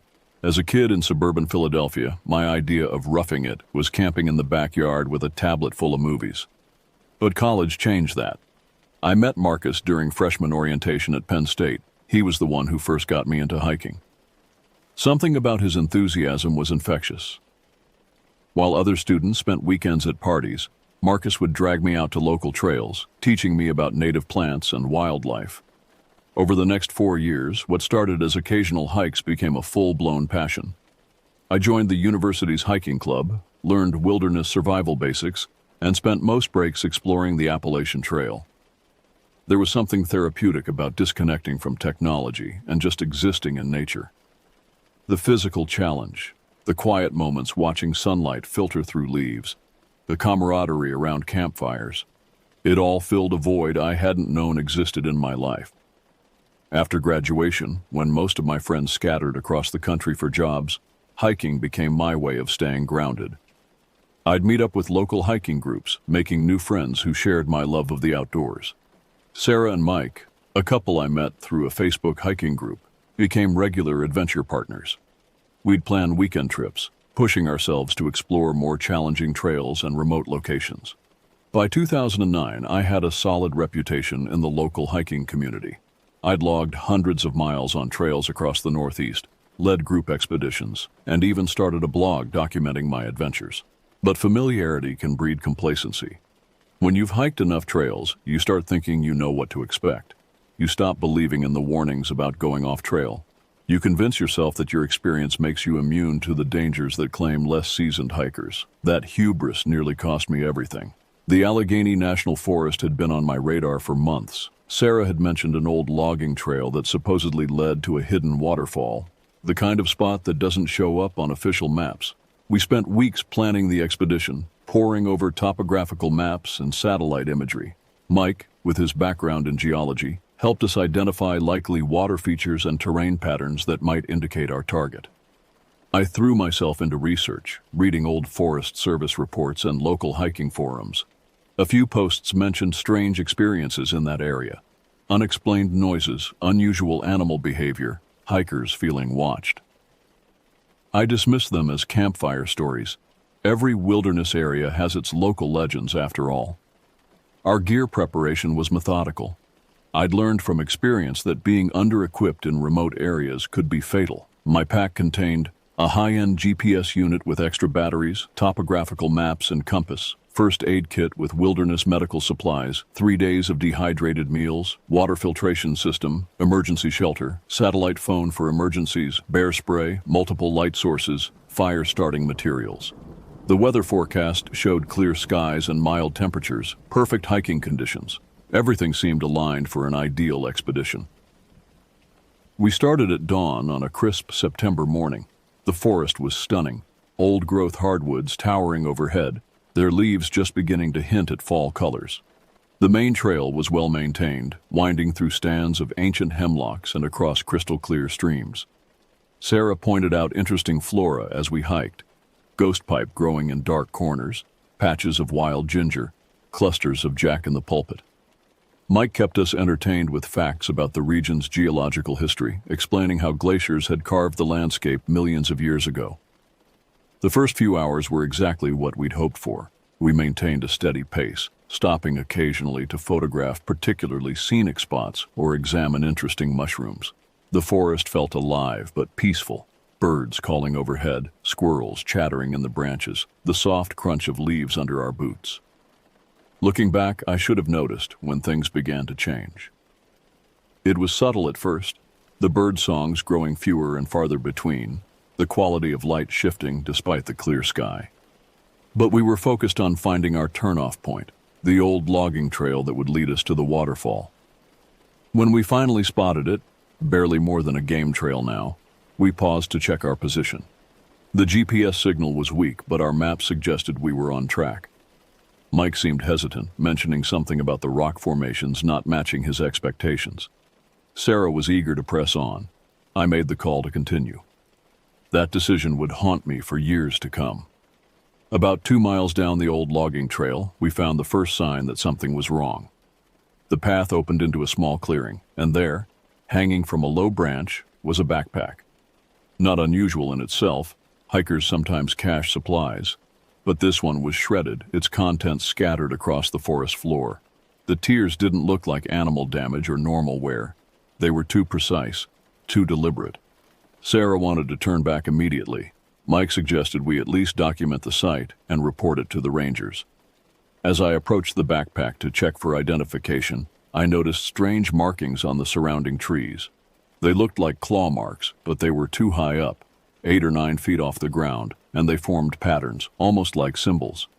The air felt different in that clearing. Heavy, static, like just before a thunderstorm. Our phones showed no signal, and the GPS was completely dead despite the fresh batteries. Even the compass was acting strange, the needle spinning randomly instead of pointing north. As we debated what to do, we heard it, a sound that didn't belong in these woods. Like metal scraping against stone, but with an organic quality that made my skin crawl. It seemed to come from everywhere and nowhere at once. Instead of retreating, we made another fatal error. We tried to locate the source of the sound. The logging trail had become nearly invisible, choked with undergrowth that seemed to grab at our clothes and equipment. The trees pressed closer together, their branches forming a canopy so dense that it felt like twilight, despite being early afternoon. The temperature dropped noticeably as we pushed forward. Our breath began fogging in the air. The forest floor was covered in a thick layer of dead leaves, but they made no sound when we walked on them. It was as if the woods were absorbing all noise. We found more signs of something. Broken branches that would have required immense strength to snap. Deep gouges in the earth that looked fresh but contained no tracks.